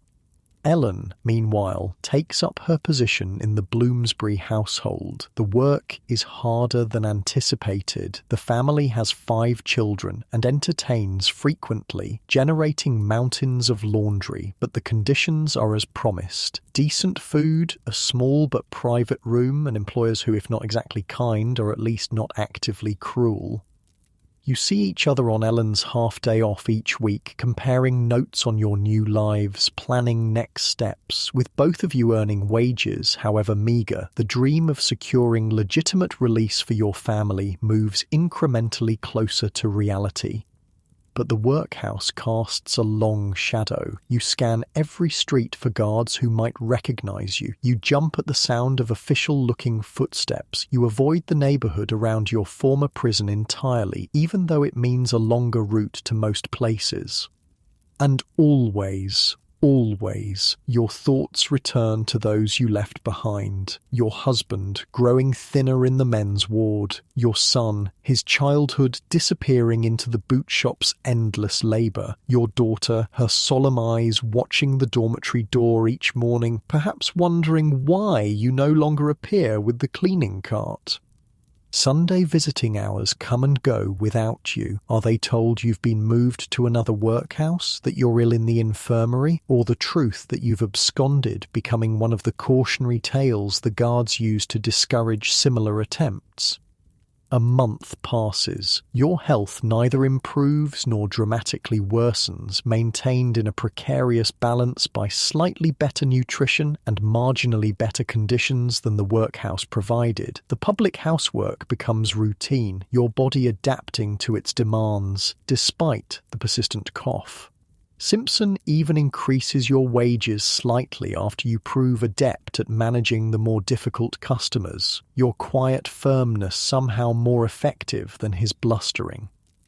With Ellen's help, you find a room of your own, a tiny attic space in a building not far from Annie's, barely large enough for a bed and a chair, but private and crucially yours. The rent takes half your weekly earnings, but having a door you can close, a space no supervisor can enter unannounced, feels like unimaginable luxury after the workhouse dormitory. And then, 6 weeks after your escape, a breakthrough. Ellen arrives at your room one Sunday afternoon, her expression a mixture of excitement and trepidation. "I found someone," she says without preamble, "someone who can help with your family." The someone turns out to be a clerk in the poor law office, a young man whose sister works as a maid in the same Bloomsbury household as Ellen. For a consideration 2 weeks of Ellen's wages, painfully saved, he's willing to provide information and potentially assistance. "Your husband's still there," Ellen reports, relaying what the clerk has told her. "Still in the Oakham room. Your son's been moved to full-time boot shop work. Your daughter's in the sewing room now." She hesitates. They're alive. They're as well as can be expected. The relief of this knowledge brings tears to your eyes. They're alive. Whatever else has happened, whatever hardships they're enduring, they've survived another 6 weeks in that place. Can they be released, you ask, the question that's been burning in your mind since the day you left. Ellen nods slowly. Possibly. The clerk says there's a provision for family members to pay for the discharge of relatives. It's not common. Most who end up in the workhouse don't have family with means, but it exists. The fee depends on how long they've been inmates, their health, their potential for self-support. She takes a deep breath. For all 3, he estimates between £10 and £15. The sum is staggering. At your current wage, it would take months to save such an amount, even living as frugally as possible, and that doesn't account for the cost of supporting them once released rent, food, clothes to replace the ones taken on admission. But it's not impossible. That's the important thing. There is a path, however difficult, from here to reunion. How would it work, you ask, already mentally calculating how many extra shifts you could take, how much more you could save by eating less, whether there might be additional work available in the early mornings before the public house opens. The clerk would process the paperwork, Ellen explains. It would appear that a relative, an uncle, perhaps, or a cousin has come forward with the means to support them. There would be an inspection to ensure the proposed living situation is adequate. If approved, they would be released into this relative's care. But there is no relative, you point out, the obvious flaw in the plan. Ellen smiles slightly. There will be. The clerk knows someone willing to pose as the relative for another consideration. Not entirely legal, of course, but then neither is our current situation. It's a scheme balanced on multiple deceptions, dependent on the discretion of people you've never met, risking not just failure, but potential criminal charges. And yet, what alternative is there? Return to the workhouse voluntarily, surrendering the freedom you fought for. Continue as you are, working and saving for months or years while your family remains institutionalized. How soon, you ask? Decision made almost before you realize it. When we have the money, Ellen says simply. The clerk suggests at least half in advance, the rest upon successful discharge. And so a new phase of your life begins, one focused entirely on earning and saving the required sum. You take on additional work, cleaning at a nearby shop before your public house shift begins. You eat less, sleep less, push your illness-weakened body to its limits and beyond. Ellen does the same, adding needlework in her scarce free hours to supplement her laundress wages. The consumption continues its slow progression. On bad days, the coughing brings up more blood, the pain in your chest more severe. The charity doctor, revisited during a particularly bad episode, simply shakes his head and repeats his original prognosis. A year, perhaps, maybe 2, with luck and care. But you don't need 2 years. You need just enough time to free your family, to establish them in a position where they can support themselves without you. It becomes a race your body's decline against your ability to save what's needed.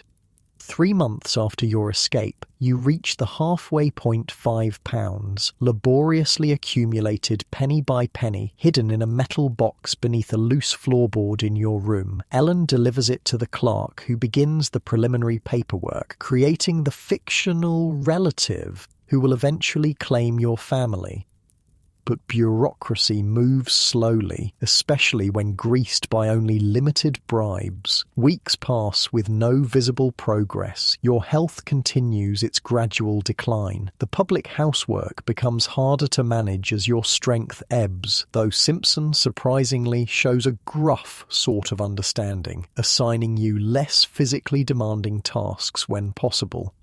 4 months after your escape, the clerk reports a complication. Your husband has been selected for an outside work party, sent to a farm 20 miles from London for the harvest season. The separation will delay the discharge process, as all family members must be present for the final approval. It's a setback, but not an insurmountable one. The harvest will end in a few weeks and your husband will return to the workhouse. In the meantime, you continue working, saving, coughing, planning. 5 months after your escape, with autumn turning toward winter, Ellen brings news that the paperwork is finally in order. The fictional relative, a Mr. Thompson, supposedly a cousin of your husband's, has been created and his credentials established to the satisfaction of the Poor Law Office. Your family's discharge has been provisionally approved pending final inspection of their future living situation. This presents a new challenge. The room you occupy is barely adequate for 1 person, let alone 4. A larger space is needed, one that will pass inspection by officials already inclined to be suspicious of such arrangements.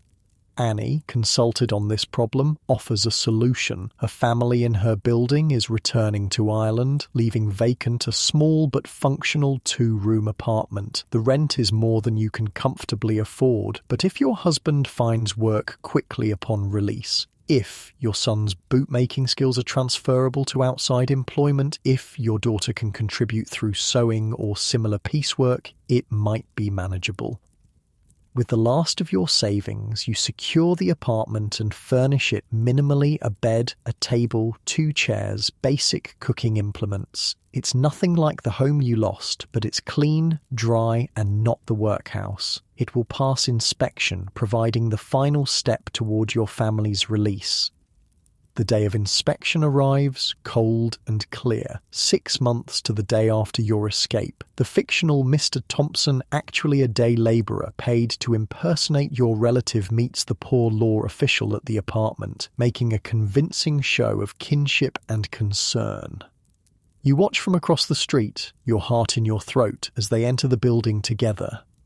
An hour later, they emerge. The official makes some final notes, shakes Thompson's hand, and departs. Thompson gives a subtle nod in your direction before heading off in the opposite direction. His role complete. It's done. The discharge has been approved. In 3 days' time, your family will be released into Thompson's care and, by extension, yours. Those 3 days pass in a blur of preparation and anxiety. You clean the apartment obsessively, stock the small pantry with as much food as you can afford, try to make the sparse furnishings look more welcoming. Ellen helps where she can, contributing a patchwork quilt for the bed, a small mirror for the wall, little touches to make the space feel more like a home. And then, finally, the day arrives. Thompson meets your family at the workhouse gates, escorts them to the apartment as arranged, then discreetly departs. You're waiting inside, your heart pounding so hard you fear it might trigger another coughing fit. The door opens. They stand there, your husband, your son, your daughter, blinking in the dim light of the apartment, still wearing their workhouse uniforms, carrying the small bundles that contain their few reclaimed possessions. They look older, thinner, their faces bearing the unmistakable stamp of institutional life. But they're here, they're free. For a moment, no one moves. Then your daughter sees you, her eyes widening with recognition and disbelief. "Mama," she whispers, the word half question, half prayer. "Yes," you say, your voice thick with emotion. "It's me, I'm here." She runs to you then, breaking the spell of stillness, flinging herself into your arms with a sob that contains all the fear and loneliness of the past 6 months. Your son follows more slowly, his face a complex mixture of relief, confusion, and the premature adulthood forced upon him by the workhouse. Your husband comes last, his expression unreadable, the distance between you measured not just in physical space but in the weight of your choices, the consequences of your desperate gamble.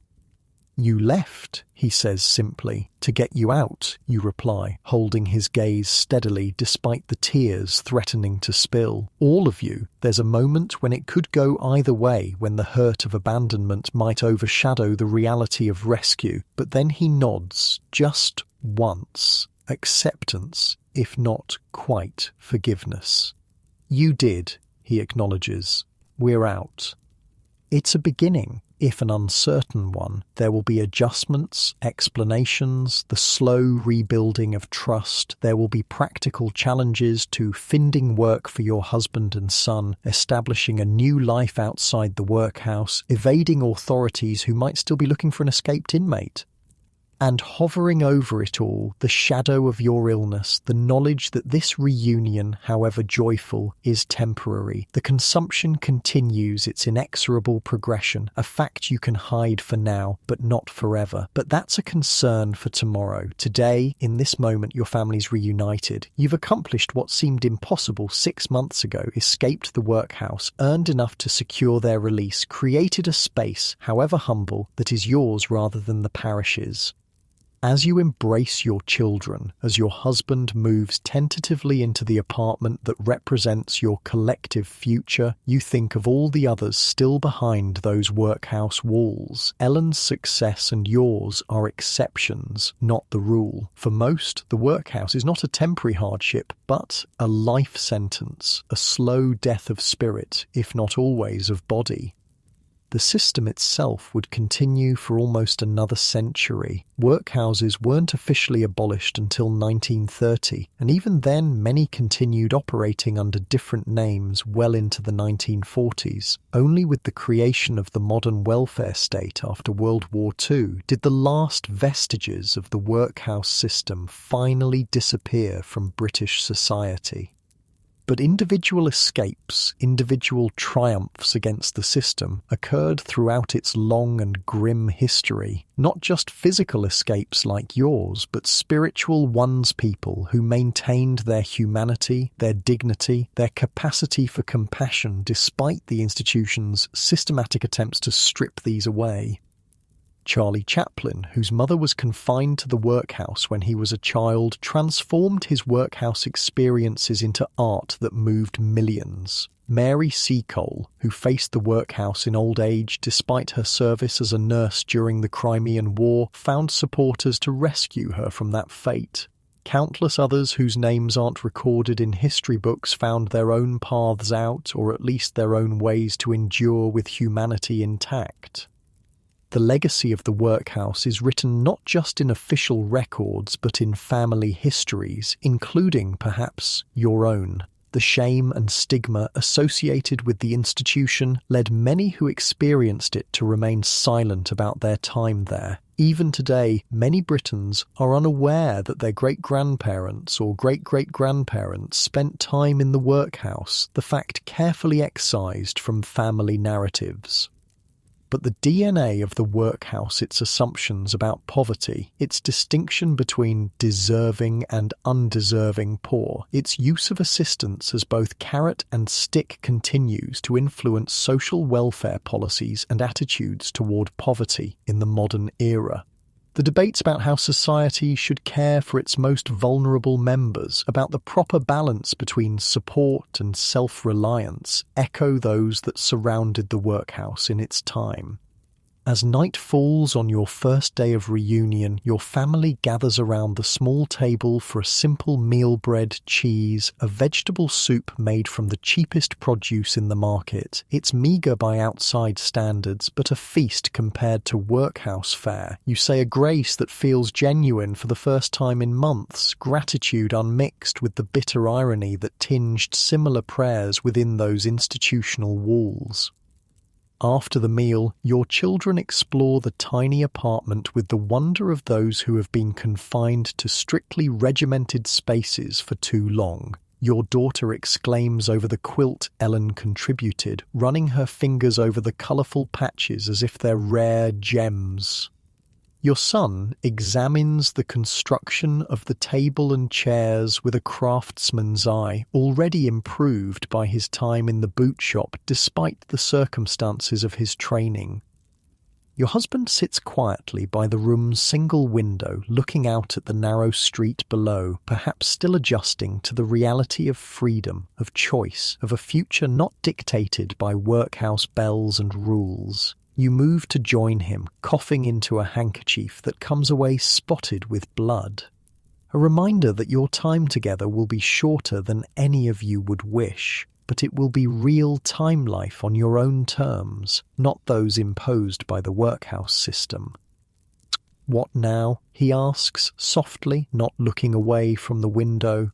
Now we live, you answer simply, for as long as we can, as well as we can. He nods, reaching for your hand in a gesture that bridges some of the distance between you. Together, he adds, making it both statement and question. Together, you confirm, squeezing his hand gently.